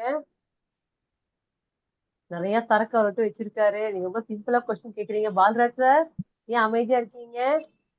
வாங்க. இல்ல, உண்மையிலுமே நிறைய கேள்வி யூஸ்ஃபுல்லா இருந்ததுங்கம்மா. தேங்க்யூ ஐயா. பெங்களூர்ல இருந்து பால்ராஜ். வணக்கம் ஐயா. ஐயா சொல்லுங்க. வணக்கம். இப்ப மனம் அது செம்மையானால் மந்திரங்கள் ஜெபிக்க வேண்டாம்னு சொல்லியிருக்கிறோம் இல்லைங்களா? திருமணம் சொல்லியிருக்காரு. அந்த மந்திரங்கள் ஜெபிக்க வேண்டாம், மனம் செம்மையா இருக்கு, என்ன வழிகள், அதை மட்டும் நீங்க டிப்ஸ் கொடுங்கய்யா. ஐயா இதுக்கு நிறைய வழி இருக்குங்கய்யா. அதுதான் முன்னாடி சொன்னவங்களுக்கு இந்த செஷன்ல அது சுருக்கமா முடிக்க வேண்டிய விஷயம் இல்ல, முடிக்க முடியாது. அப்படி மனம் செம்மையான இப்போ ஒவ்வொருத்தருக்கும் ஒரு ஒரு டைமென்ஷன்ல மனம் வேலை செய்யுது. ஒவ்வொரு பிரச்சனை சொல்லுவாங்க. இத்தனை குடும்பம் இருக்கு இல்லைங்களா, ஒவ்வொருத்தர் நபரும் எனக்கு இந்த இடத்துல தொந்தரவு இருக்கு, இந்த இடத்துல நான் இங்க மீளவே முடியல, திருப்பி திருப்பி அதே தப்பு நடக்குது, இல்ல எங்க மனைவிக்கும் கணவனுக்கும் இப்படி ஒரு பிரச்சனை இருக்குது, எப்பப்பாரு அதுலதான் பிரச்சனையே வருது, இல்ல என் பையனுக்கும் என் பொண்ணுக்கும் செட் ஆகல, இப்படியே தான் ஒரு ப்ராப்ளம் வருது. அப்போ எங்கேயோ சிக்கிட்டு இருக்குது உங்க மனம், உங்க ஆழ் மனதுல ஏதோ ஒரு ப்ராப்ளம் இருக்கு. அந்த ப்ராப்ளத்தை அந்த சின்ன சின்ன விஷயங்களை தூக்கிட்டீங்கன்னா ரொம்ப ஃப்ளோவாயிடும் உங்க மைண்டு. என்ன வருதோ அதை புடிச்சு வச்சுட்டு எங்கேயோ ஒண்ணு நிக்கிறோம். அது நீங்க கேட்கிற கேள்விக்குள்ளே அந்த பதில் இருக்குது. நிம்மதி, நீங்க அப்ப நிம்மதின்ற ஒரு கான்செப்டை புடிச்சு வைக்காம வேற எதையோ ஒரு கான்செப்டை மைண்ட் புடிச்சு வச்சிருக்குது. அதனாலதான் நீங்க அவ்வளவு சஃபர் ஆகுறீங்க. இந்த அதுதான் சொல்லுவாங்க ஆன்மீகத்துல, பாஸ்ட், ஃபியூச்சர், பிரசன்ட். நீங்க பாஸ்டுக்கு போவாதீங்க. அவனே பேரை வச்சுட்டான், இறந்த காலம், செத்து போச்சு, செத்து போனதை நம்ம குடும்ப வீட்டுக்குள்ள வச்சு எவ்வளவு நேரம் பூஜை பண்ணிட்டு உட்காந்துருப்போம். அதை நினைக்கவே கூடாதுன்றாங்க. ஃபியூச்சரும் வேண்டாம். ஃபியூச்சர் பத்தி நீங்க நினைக்கணும், இல்ல பாஸ்ட பத்தி நினைக்கணும், நல்ல விஷயத்த மட்டும் நினைங்க. பிரசன்ட்ல ஹாப்பியா இருங்க. இவ்வளவுதான் நீங்க பண்ண வேண்டியது. இதுக்கு இது நம்ம வெறும் வார்த்தையில சொல்லிடுறோம், இதுக்கு நிறைய பயிற்சி இருக்கணும். இது நம்ம எப்படி இருக்கிறது அப்படின்னு நமக்கு தெரியாது. ஆனா உள்ள போக போக இந்த ரூட்ல வந்தீங்கன்னா கடவுளோட பாதத்தை புடிச்ச மாதிரி நீங்க பிரசன்ட்ல இருந்தா மட்டும்தான் கடவுளோட பாதத்துல உங்க கையில இருக்கும், இல்லைன்னா இருக்காது. நன்றிங்க. அருமை ஐயா. இதுக்கு ஒரு உதாரணம் சொல்லலாங்க ஐயா. இப்போ ஐயா சொல்லலாங்களா? சொல்லுங்க ஐயா, பேசலாங்களா? ஐயா புஷ்பராஜ் ஐயா, இப்ப நீங்களே கேள்வியும் கேட்டு உங்களுக்குள்ளேயே பதிலும் கொடுத்துட்டாரு அவரு. ஆக்சுவலா இப்ப இந்த டாக்டர் ஐயா கிட்ட பேசும்போது உங்க மனசு எப்படி இருந்தது? ரொம்ப சந்தோஷமா இருந்தது இல்ல? சந்தோஷமா இருந்தது இல்லைங்க ஐயா புஷ்பராஜ் ஐயா? சொல்றாரு ஆக்சுவலி. அதுதான் ஐயா அவர் அதுதான் அவர் சொல்றாரு. ஒவ்வொருத்தருக்கும் ஒரு ஒரு வகையான டைமென்ஷன்ல விஷயங்கள் இருக்கு, அது எடுத்துக்கிற முறை இருக்கு அப்படின்னு சொல்றது எவ்வளவு தெளிவா இருக்கு. ஒவ்வொருத்தரும் கேட்கக்கூடிய ஐயா, மருத்துவர் ஐயா, அருமையா இருக்கு. நான் இப்பதான் உங்களுடைய வகுப்பை பாக்குறேன், ரொம்ப அற்புதமா இருக்குங்க ஐயா. ஒவ்வொருத்தரும் ஒரு ஒரு மாதிரி கருத்துக்கள் சொல்லுவாங்க, ஆனா நீங்க தெளிவா அழகா நீட்டா சொல்றீங்க ஐயா. அருமை அருமை. நன்றிங்கம்மா. யாரு வரீங்க? கேள்வி கேளுங்க, வாங்க. Good evening ma'am. குட் ஈவினிங்மா. திருப்பூர்ல இருந்து ஹரிதா. சொல்லுங்க. சார், ஆக்சுவலி என்னோட கேள்வி என்ன அப்படின்னா, சார் நார்மலா இப்ப நம்ம ஆன்மீகம், கடவுள் இதெல்லாமே சொல்றோம் இல்லையா? இப்ப எந்த ஃபார்ம்ல நம்ம அவங்களை உண்மையாவே அதை உணர முடியும், இல்ல நம்ம கேட்கறதெல்லாம் கிடைக்கும் அப்படின்னு நம்ம எதிர்பார்க்கிறோம் இல்லைங்களா? அது எப்படி நம்ம உருவ வழிபாடுலதான் கிடைக்குமா, இல்ல நம்ம பாக்குற இடத்துல எல்லாம் கடவுள் இருப்பாரு, இல்ல நம்ம மனசுக்குள்ளார அதை உணர முடியுமா, இல்ல பிரபஞ்சம்தான் கடவுளா, இல்ல தியான வடிவத்துல அதை உணர முடியுமா, இல்ல எங்கேயாவது நம்ம பிரயாணம் செஞ்சு நம்ம அதை பண்ண முடியுமா, இல்ல சித்தர்கள் மூலியமா கடவுளை அணுகுமுறை செய்ய முடியுமா, இல்ல டைரக்டா கடவுளையே நம்ம வேண்டணுமா? இந்த மாதிரி நிறைய டவுட்ஸ் இருக்கு. ஏதாவது ஈஸியா ஒரு வழி சொல்லுங்க சார். நிறைய கேள்வி கேட்டீங்களே, இங்க இருக்குதா அங்க இருக்குதா அங்க இருக்குதான்னு. ரொம்ப ரொம்ப அழகா பேசுனீங்க. அதாவது இவ்வளவு குழப்பத்தை மைண்டுக்குள்ள வச்சிருக்கீங்க. தப்பு இல்ல. நான் வேற மாதிரி இதை சொல்றேன். நாம இதுல இந்து கிறிஸ்டின் எல்லாம் இருப்பாங்கன்னு நான் நினைக்கிறேன். இப்போ நாம இப்போ ஒரு கோயில்ல ஒரு சில பேருக்கு முருகர் பிடிக்கும், விநாயகர் பிடிக்கும், ஏதோ ஒரு கடவுள் நம்ம போய் நிக்கிறோம். சில பேர் ஜீசஸ் பிடிக்கும், அல்லாஹ் அப்படின்னு சொல்றாங்க, புத்தர், எல்லாமே இருக்கு. போய் எல்லாம் கேக்குறாங்களே, அந்த சிலைதான் நமக்கு கொடுக்குதா? இப்போ ஒரு கார் வேணும் நீங்க கேக்குறீங்க, கேட்டு ஒரு காரை வாங்குறீங்க, இல்ல ஒரு வீடு வேணும்னு கேட்டு வீடு வாங்குறீங்க. அப்போ எந்த இப்போ இதே ஒரு குப்புசாமி போய் ஒரு முருகர் கோயில கேட்கிறாரு, ஒரு அகமது போய் ஒரு மசூதியில கேட்கிறாரு, ஒரு ஜோசப் போய் ஒரு இதுல கேட்கிறாரு அப்படின்னு வைங்க. அவங்க அந்த சாமிக்கு, அங்க இருக்கிற சாமிக்கு இது கொடுக்கறதா வேலையா? இப்போ இந்த இடத்துக்கு வாங்க நீங்க, நான் சொல்றேன். இப்ப மூணுமே நம்ம வேண்டோம் அப்படின்னா நம்ம மைண்ட்ல இருந்து ஆழ்மன பதிவு நம்ம பிரபஞ்சத்தோட டைரக்டா கனெக்ட் ஆகுது. இதுதான் இது டெக்னிக். நம்ம எப்படி இந்த உலகம் நம்ம கூட வேலை செய்யுதுன்றது, இந்த உலகத்தோட நம்ம எப்படி சேர்ந்து வேலை செய்யணும், இது டெக்னாலஜி என்னன்றது தெரிஞ்சதுக்கு இங்க இருந்து போற விஷயம் மேல பதியுது, அங்க ஒலிக்குது, அங்க உங்களோட எண்ணங்கள் ஸ்ட்ராங் ஆக ஆக உங்களுக்கு கார் வருது, நீங்க என்ன கேக்குறீங்களோ அந்த விஷயத்த நீங்க வாங்குறீங்க. அது கவலையா இருந்தாலும் சரி, காரா இருந்தாலும் சரி, நீங்க கேட்டுதான் நடக்குது. எந்த கோயிலும் எந்த இதுவும் கிடைக்காது. அதேதாம்மா, அது அதை நீங்க இன்னும் தெளிவா புரிஞ்சுக்கிட்டீங்கன்னா வேற மாதிரி இருக்கலாம். நீங்க கேட்கறது மட்டும்தான் அது நடக்குமே தவிர இன்னொருத்தர் கொடுக்கறது அங்க இல்லை. நீங்க இன்னைக்கு உட்கார்ந்து அழுதுனாலும் அந்த அழுகையும் உங்களாலதான், சிரிச்சீங்கனாலும் சிரிச்சதும். இப்ப நாம என்ன சொல்லுவோம்னா, நான் இன்னைக்கு சினிமாக்கு போயிட்டு நான் தான் போனேன், இன்னைக்கு டிவி வாங்கினேன், நான் தான் வாங்கி வச்சேன் அப்படின்னு. ஆனா நான் இன்னைக்கு பிசினஸ்ல கொஞ்சம் அடி வாங்கி வச்சேப்பா, அவன் வந்தான்னா என்னோட பார்ட்னர் வந்து அவன் கெடுத்து விட்டான். இப்போ நல்லதுக்கு மட்டும் நான் இருக்கேன், கெட்டதுக்கு இன்னொருத்தர் நம்ம சாட்டுறோம். அவன் உள்ள வரும்போது நீங்க என்ன பண்ணீங்க, அதுல சஃபர் ஆகுறது நீங்க என்னும் போது அப்போ நீங்களும் தான் அது இன்வால்வ் ஆயிருக்கீங்க. அப்போ நீங்க அதுக்கு காரணம். எப்போ நீங்க சிரிக்கிறதுக்கு காரணம்னும் போது அழுகிறதுக்கும் நீங்க காரணம். அத அப்படி சொன்னீங்கன்னா ஒத்துக்கணும், ஏத்துக்கணும், அடுத்து நாம என்ன செய்யணும், இது நம்ம ரொம்ப முக்கியமான ஒற்றுக்கொள்ளுதல், ஏற்றுக்கொள்ளுதல், அடுத்து நான் என்ன செய்ய வேண்டும். இதை நீங்க என்னைக்கு நீங்க ஃபாலோ பண்றீங்களோ இதுதான் உங்க வாழ்க்கையில அடுத்த கட்டத்துக்கு கொண்டு போகும்.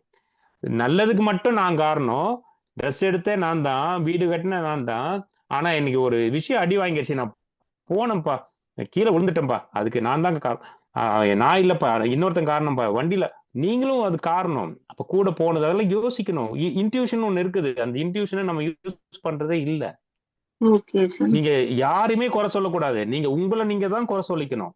நீங்க எந்த கடவுள் நீங்க போய் நின்னு வேண்டீங்க அப்படின்னா அது தேவை அந்த டைம்லயே தவிர, ஆனா உங்களை நீங்க முழுசு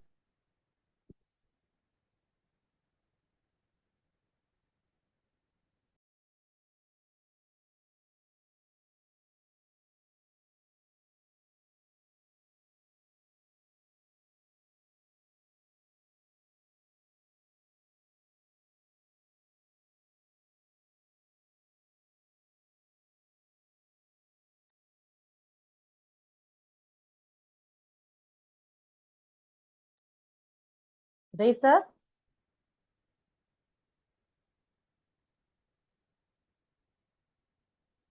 நெட் இல்லாம இருக்குமோ? Hello Uday sir.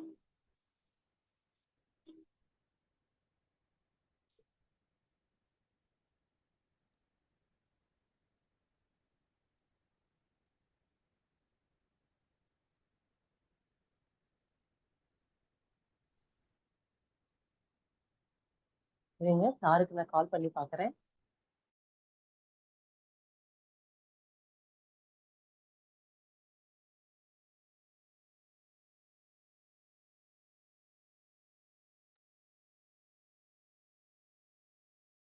Sir mute எடுத்துக்கோங்க, மியூட் எடுத்துட்டு பேசுங்க, மியூட் எடுத்துக்கோங்க.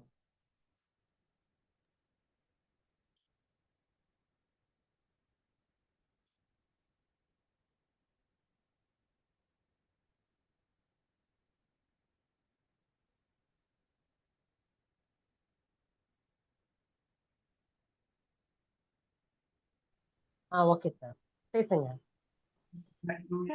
சொல்லுங்கம்மா. அதுதான் சொல்றேன்மா, அதாவது இப்ப பஞ்சபூதம் தான் சாமினா நீங்க ஒத்துக்க மாட்டீங்க. நீங்க ஐயோ காத்தா, இந்த காத்தா நம்மளே ஆளுது, இந்த மண்ணா நம்மளே ஆளுதுன்னா ஒத்துக்க மாட்டீங்க. ஆனா பஞ்சபூதத்துக்கு உண்டான ஒரு சிலை வழிபாட்டை கொடுக்கும் போதுதான் அது நீங்க நம்ம மனம் ஆதி காலத்துல இருந்து இந்த பிரச்சனை இருக்கு நமக்கு. அதனால்தான் சித்தர்கள்லாம் கோயிலை வடிச்சாங்க. அவ்வளவுதான், சித்தர்கள் கோயிலை வடிச்ச காரணமே நம்ம அது மைண்ட்ல ஏத்திக்கணும், அந்த பக்தியை முதல்ல வளர்க்கணும். அது நம்ம பக்தின்றது அந்த சிலை கிட்ட பண்றோம், ஒரு சுவாமி கிட்ட பண்றோம் அப்படின்னா அம்மா அப்பா உங்களுக்கு யாரெல்லாம் உங்களுக்கு ஒவ்வொரு விஷயம் சொல்லி கொடுக்குறாங்க அவங்க எல்லாமே குரு தான். உங்களுக்கு சாம்பார் வைக்க சொல்லி கொடுக்குறாங்கன்னா அவங்க குரு தான், சுடுதண்ணி வைக்க சொல்லி கொடுக்குறாங்கன்னா அவங்களும் குரு தான். எல்லாருமே உலகத்துல குரு தான். நீங்க உங்ககிட்ட நான் ஒரு விஷயம் கத்துருப்பேன், நீங்க எனக்கு குரு தான். குருங்கிறது ஒரு தனியா உட்கார்ந்துகிட்டு அவன் வேட்டி கட்டிக்கிட்டு அவன் அப்படியெல்லாம் இல்ல.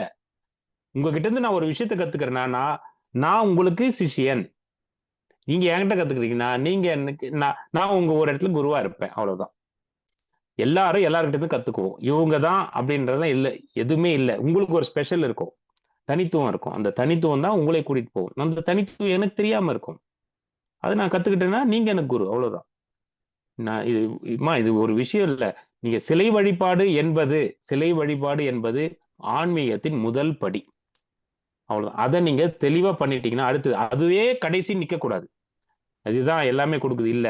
இது இது நான் அப்படிதான் நான் வந்தேன். 10th +2 எல்லாம் படிக்கும்போது கிட்டத்தட்ட நான் அப்படிதான் வந்தேன். நான் இது பண்ணேன், எனக்கு வரலையே, அந்த தேடல் இருந்தது.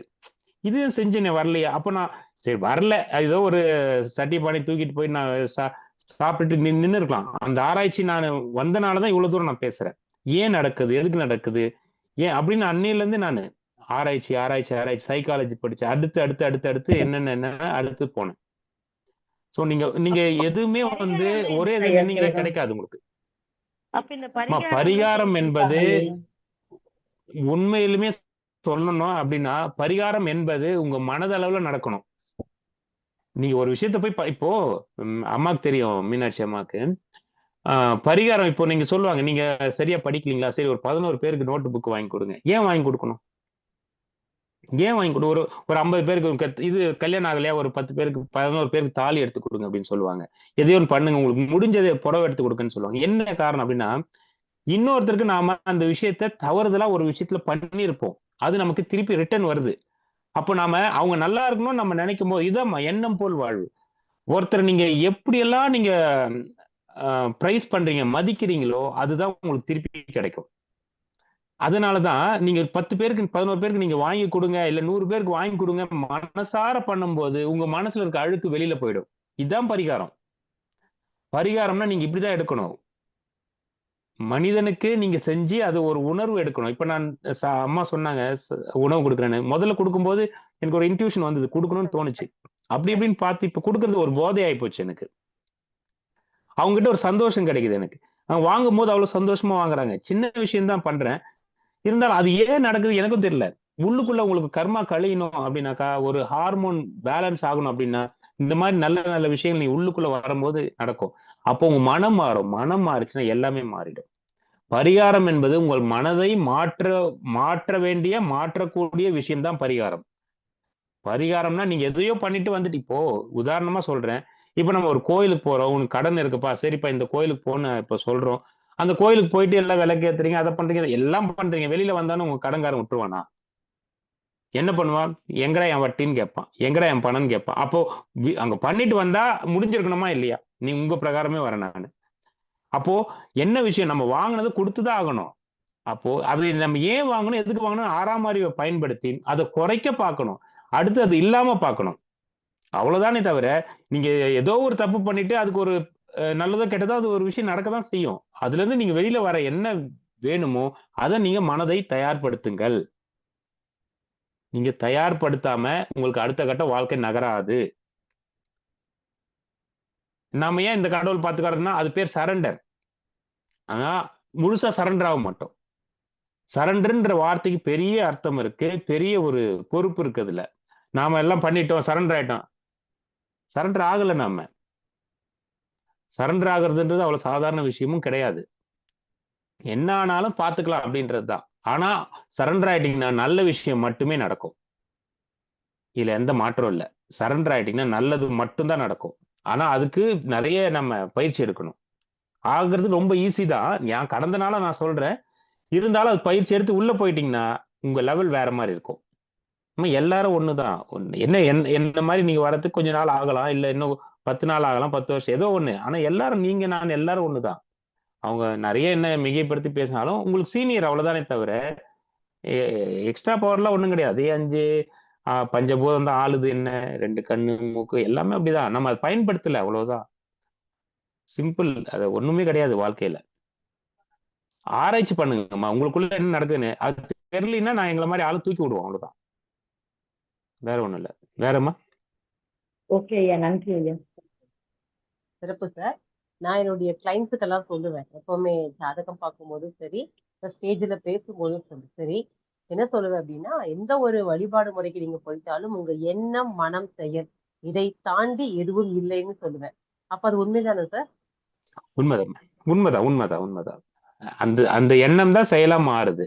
நாம பண்ணிட்டு வெறுமனே நீங்க இப்ப கோயிலுக்கு அனுப்புறோம் நான் அந்த கோயிலுக்கு நீங்க இப்ப மீனாட்சி அம்மா அனுப்புறாங்க அப்படின்னா அந்த அங்க போயிட்டு ஏதோ விளக்கேத்த சொன்னாங்க, மீனாட்சி அம்மா சொன்னாங்க, மீனாட்சி அம்மா அதை செய்ய சொன்னாங்க, தேங்காய் அப்படி இருக்கக்கூடாது. நீங்க என்ன உங்களுக்குள்ள உங்க தவறு உங்களுக்கு தான் தெரியும். அந்த தவறை சரி பண்றதுக்கு உண்டான என்னைய காப்பாத்து இறைவா, என்னை இந்த இடத்துல இருந்து கொண்டு வா அப்படின்னு சொல்லும் போது அது நடக்கும் இல்லையா? அதுதான் உங்களுக்கு வந்து பெரிய கிஃப்ட் அவர் கொடுக்கறது. சார் மெயின் நம்ம பரிகாரம் வந்து பாத்தீங்கன்னா தேங்காய் பழம் அர்ச்சனை எல்லாம் கிடையாதுங்க, மாலை எதுவும் கிடையாது. போய் அடிப்பிரதட்சணம் வைங்க, அமைதியா 1/2 மணி நேரம் உட்கார்ந்துட்டு வாங்கன்னு சொல்லுவாங்க. அதை தாண்டி அவ்வளவுதான் எதுவும் அவ்வளவுதான் இல்லை சார். அடுத்து வாங்க, உண்மைதான். யார் கேள்வி கேட்குறீங்க? Thank you sir. அடுத்து யார் வரீங்க? பூங்கோதம்மா அமைதியா இருக்கீங்க, கேள்வி கணைகள் எப்போ அடுக்கி வச்சிருக்கீங்க. லட்சுமிமா கேட்டீங்க, நிறைய பாயிண்ட்ஸ் கிடைக்கும், மிஸ் பண்ணாதீங்க. மறுபடியும் இந்த வகுப்பு கிடைக்கணும்னா சார் ஃப்ரீயா இருந்தாதான் கிடைக்கும். ஏன்னா அவர் ரொம்ப பிஸி மேன், அவருக்கு ரொம்ப கஷ்டம் டைம் கேட்டு உட்கார வைக்கிறதெல்லாம். சரிங்களா?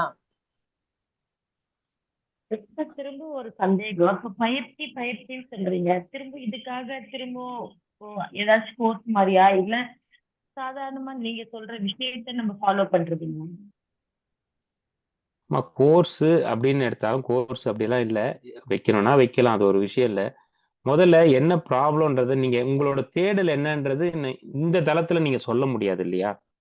இப்ப இந்த பிளாட்ஃபார்ம்ல நம்ம பேசுறதுல உங்க தனிப்பட்ட தேடலை என்கிட்ட சொல்ல முடியாது இல்லையா? அப்ப நீங்க என்கிட்ட தனியா பேசும்போது அது என்னன்றது நான் சொல்லிட்டேன்னா அதுக்கு உங்களுக்கு என்ன வேணுங்கிறது அதுக்கப்புறம் தான் எனக்கே தெரியும். நீ இது பண்ணுங்கம்மா, அப்பதான் அது சரியா வரும்னு. ஏன்னா உங்களுக்கு எதுல மைனஸோ அது பிளஸ் ஆக்கணும், அவ்வளவுதான். உங்களுக்கு சொல்றது மற்றவங்களுக்கு ஷூட் ஆகாது, அவங்களுக்கு போர் அடிக்க ஆரம்பிச்சிடும். அதனால ஷர்மிளாமாக்கு என்ன வேணுமோ அது தனிப்பட்ட முறையில் கேட்கும்போது நான் உங்களுக்கு உண்டான விஷயத்தை நான் சொல்லிடுவேன். அவங்களுக்கு உண்டான விஷயத்த அவங்க தனியா கேட்டு தெரிஞ்சுக்குவோம். அவ்வளோ எல்லாரும் ஒரே தளத்துல நம்ம சொல்ல முடியாது. இதை நீங்க என்ன வேணுமோ தனியா என்கிட்ட கூப்பிட்டு பேசுங்க, நான் சொல்றேன் உங்களுக்கு. பயிற்சினா ஒண்ணும் இல்லைங்கம்மா, உங்களுக்கு வாழ்க்கைக்கு என்ன தேவைகளோ அதுதான், அவ்வளவுதான். சொல்லுங்கம்மா. இல்ல இதுதான் கேட்டேன், பயிற்சினா திரும்ப இதுக்கு என்ன பண்ணணும் அப்படின்றத ஒரு சந்தேகமா இருந்தது, அதுதான் கேட்டேன். நன்றி. அது மீனாட்சி அம்மாட்ட பேசிக்கலாமா? அடுத்த கட்டம். உண்மையிலேயே அருமையான ஒரு கிளாஸ் மீனாட்சி அம்மா. வாழ்நாள்ல இது மாதிரி ஒரு வாய்ப்பு எனக்கு கிடைச்சது இல்ல. பிரபஞ்சத்துக்கும் இறைவனுக்கும் மீனாட்சி அம்மாக்கும் ஐயாக்கும் எவ்வளவு நன்றிகள் சொல்றதுன்னு தெரியல. மனமார்ந்த நன்றிகள். தேங்க்யூ சோ மச் டா. நன்றிம்மா, நன்றிம்மா. அடுத்து யாரு வரீங்க? Hi sir. வாங்க ஹரிதா, வாங்க. சார் இப்போ நம்ம வந்து எவ்வளவுதான் நல்ல விஷயங்கள் நம்ம செய்தாலும், இப்ப நம்ம நல்ல இன்டென்ஷன்லயே இருந்தாலும், மத்தவங்களுக்கு நல்லது பண்ணணும், நம்ம பாட்டுக்கு நம்ம வேலையை பார்த்துட்டு இருந்தாலும் நிறைய கஷ்டங்கள் நம்மளை நோக்கி வர்றப்போ நம்ம அதுக்கு டிஸ்போனிங்காவே இருக்க மாட்டோம் இல்லையா? நம்ம வந்து நார்மலா இருப்போம், நம்ம வேலையை பார்த்துருப்போம், மத்தவங்க நல்லது செய்வோம். அப்படி இருக்கிறப்போ நமக்குன்னு ஒரு கஷ்டம் வர்றப்போ ரொம்ப அந்த கில்ட் நம்மளுக்கு வந்து ஒரு மாதிரி ரொம்ப கீழ் நோக்கி தள்ளுங்க இல்லையா சார்? அதை எப்படி நம்ம ஓவர் கம் பண்றது? இது வந்து நமக்கு கஷ்டம் வருதுன்னு சொல்றோம் இல்லையா? இப்போ ஞானிகள் போய் உட்கார்ந்துக்கிறாங்க, அவங்களுக்கு கஷ்டம் வரல நீங்க நினைக்கிறீங்களா? எங்கேயோ ஒரு பக்கம் போய் உட்கார்றாங்க, உண்மையிலுமே அவங்களுக்கு தான் அதிக கஷ்டமே. பெரிய இடத்துல நிக்கிறவங்களுக்கு அதை விட கஷ்டமா இருக்கும். நிறைய பாப்புலர் இதெல்லாம் பாத்தீங்கன்னா செலிபிரிட்டில அவங்களுக்கு பெரிய கஷ்டம் இருக்கும் அவங்களுக்கு. ஆனா அதுல ஓவர் கம் பண்ணு, அது நம்ம கஷ்டம்ன்றதெல்லாம் இல்லம்மா. அதுல நம்ம கஷ்டம் ஒரு விஷயத்த வரும்போது அது எந்த அளவுக்கு எடுத்துக்கிறோன்றதை பொறுத்தா அது பேரு கஷ்டம், நீங்க பேர் வச்சுக்கிறீங்க. அதெல்லாம் ஓவர் கம் பண்ணிட்டு மேல வர்றதுதான் நம்ம வாழ்க்கை. அது போய் நீங்க கஷ்டம்னு எடுத்தீங்கன்னா உங்களால அடுத்த கட்டம் போக முடியாது, வாழவே முடியாது. நீங்க அது ஒரு கஷ்டமா, அது ஒரு பணி, அவ்வளவுதான், அது ஒரு வேலை.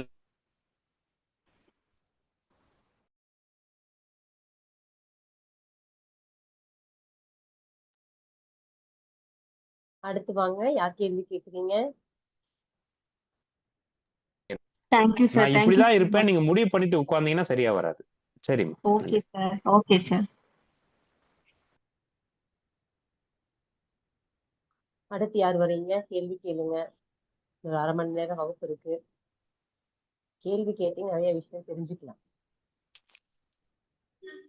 சரிங்களா? பாஸ்கர் சார் வாங்க. ஐயா, எனக்கு தெரிஞ்ச வரைக்கும் நீங்க சொல்றதுல இருந்து எனக்கு புரிதல் என்னன்னா, வாழ்க்கைய அப்படியே ஏத்துக்கோங்க. பிரசன்டையும் அவ்வளவுதாங்கம்மா. பண்ணாம இப்போ இருக்கிறத மட்டும் நினைச்சிட்டு சந்தோஷமோ எதுவா இருந்தாலும் அப்படியே ஏத்துக்கோங்க. அவ்வளவுதான். ஆமாங்கம்மா. நீங்க ஒரு லைஃப் நீங்க லீட் பண்ணுவீங்க இல்லையா, ஒரு கோடு போட்டு போவீங்க இல்லையா, அது இல்ல. இறைவன் ஒரு லைஃப் கொடுப்பாரு, அந்த லைஃப் வாழுங்க. ஏன்னா உங்களுக்கு இதுக்கு முன்னாடி இருக்கிற கர்மா என்ன, இதுக்கு பின்னாடி வரப்போற கர்மா என்னன்னு இறைவனுக்கு மட்டும்தான் தெரியும். ஏன்னா அதான் சொல்றோமே, உங்க பிறப்பு உங்க கையில இல்ல.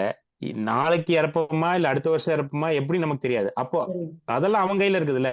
நம்ம ஆணா பிறப்புமா பெண்ணா பிறப்புமா அதுவும் அவங்க கையில இருக்குது. அப்போ எது நடுவுல நாம போய் வாழ்ந்துட்டு இருக்கிறோம் அதுல, நமக்கு என்ன நமக்கே தெரியாது. நாம என்ன அடுத்து வேணும்ன்றது நமக்கே தெரியாது. அப்ப அவங்ககிட்ட ஒப்படைங்க எல்லா விஷயத்தையும். நம்ம ஜீவாத்மா பரமாத்மாவன் இருக்கான், அவன் தான் பார்ப்பான். அதை நீ எதான் சரண்டர். இதுக்கு இன்னும் பயிற்சி கொஞ்சம் நம்ம மனதளவுல பயிற்சி நீங்க எடுக்கணும். அது கொஞ்சம் அதுக்குண்டான தாட்ஸ் எல்லாம் இருக்கு. அது நம்ம என்ன பண்ணலாம் ஏது பண்ணலாம்னாக்கா அடுத்த கட்டம் போகும். அவ்வளவுதான். நன்றிங்க. நம்ம பேசலாம் அதை பத்தி ஷர்மிளாமா. ஓகே, நன்றி. நல்ல விளக்கம். Thank you so much. அடுத்து யாரு வரீங்க?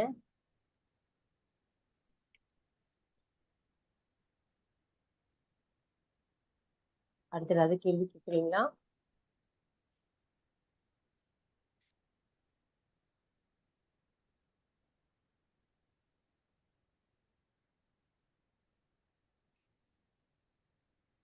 சந்தேகம் யாருக்கும் இல்லைங்களா? வாழ்க்கையில இன்னும் நிறைய தெளிவுகள் இருக்குது, இன்னும் தெளிவு இருக்கு. அதாவது ஏன் இப்ப நான் நிறைய பேர் கேள்வியும் கேட்க மாட்டேங்கிறாங்க அப்படின்னா, இப்படி எல்லாம் ஒரு கேள்வி கேட்கலாமான்னே நிறைய பேர் தெரியாது. சின்ன சின்ன விஷயம்தான், இவ்வளவுதான் வாழ்க்கை அப்படிதான் அப்படின்னு கேள்வி கேட்க தெரிஞ்சாதான் தெளிவாயிடுமே. நமக்குள்ள நிறைய கேள்விகள் இருக்கு. இதை கேட்கலாமா வேணாமான்னு ஒரு தயக்கம் இருக்கு பாருங்க, அதுவுமே ஈவில் தாட்ஸ் தான். பட நான் எல்லாத்தையுமே கேட்க ஆரம்பிச்சிட்டோம் அப்படின்னா உங்களுக்கு எல்லா விளக்கும் கிடைச்சிரும். அதுல ஒரு தயக்கம், ஒரு பயம் அதெல்லாம் இருக்குது பாருங்க, அதுவே நம்ம பின்தள்ளிடும். உங்களுக்கு தேவையான விஷயத்த நல்ல தெளிவா பேசுங்க, யாருக்கிட்ட இருந்தாலும் கேட்டு வாங்குங்க அந்த விஷயத்த, எல்லாமே கிடைக்கும் நமக்கு. இது இருக்கிறது ஒரு லைஃப், இது அழகா வாழலாம். நம்ம என்ன தேவையோ அது எல்லாமே கேளுங்க.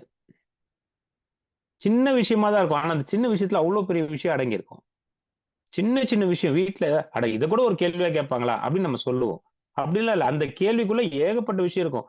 அட இந்த பிரச்சனை எனக்கு 10 பேருக்குமே இருக்குப்படா, 20 பேருக்கு. அப்பதான் யோசிப்பாங்க அவங்க, இந்த பிரச்சனையை நம்ம கேட்கலாமா, அப்ப இப்படியும் ஒரு கேள்வி கேட்கலாமான்னு தெரியாது அவங்களுக்கு. கேட்டாங்கன்னா எல்லாருக்குமே அது பொதுவான கேள்வியா இருக்கும். அது எந்த விஷயம்னாலும் கேளுங்க. நிறைவு அப்படின்ற ஒரு விஷயம் வாழ்க்கையில எல்லாருக்குமே வந்துடாது. அந்த நிறைவு வந்துருச்சுன்னாக்கா நாம உயிரோட இல்லைன்னு அர்த்தம். நிறைவு வந்துருச்சுன்னா நாம இந்த உசுரோட இருக்க மாட்டோம். இன்னொரு கேள்வி ஐயா, இப்போ நம்மளுக்கு ஓரளவுக்கு கடவுள் ஆன்மீகம் இதெல்லாம் தெரியுது. இப்போ நம்மளோட குழந்தைய நல்வழிப்படுத்தணும் அப்படின்னா அப்ப எந்த வயசுல இருந்து இந்த மாதிரி சென்மையா மனசை வச்சுக்கணும் செய்யணும் நம்ம சொன்னாலும் அவங்களுக்கு புரியுமான்னு தெரியல. அப்ப அது எப்படி குழந்தைங்க எப்படி ஐயா நல்வழிப்படுத்தணும்? நீங்க நம்ம எப்படி வளர்ந்தோம், இப்படிதான் வளர்ந்தோம் இல்லைங்களா. இப்போ நம்ம காலத்துல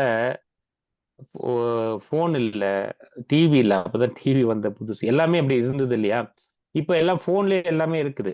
சோ நம்ம இன்னும் உண்மையை சொல்ல போனா உடலும் இந்த ரத்தம் குருதியும் சொல்றோம், குருதியும் இந்த இதுதான் நம்ம எலும்பு, இந்த 7 விஷயம் இருக்குது. இதுதான் நம்மள சார்ந்தது, அம்மா அப்பாவை சார்ந்தது.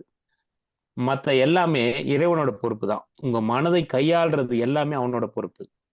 உங்களால ஃபுல்லா ஹேண்டில் பண்ண முடியலன்னா இறைவன்கிட்ட ஒப்படைங்க, அவனை வாட்ச் பண்ணிக்கிட்டே இருங்க, மாறிடுவான்.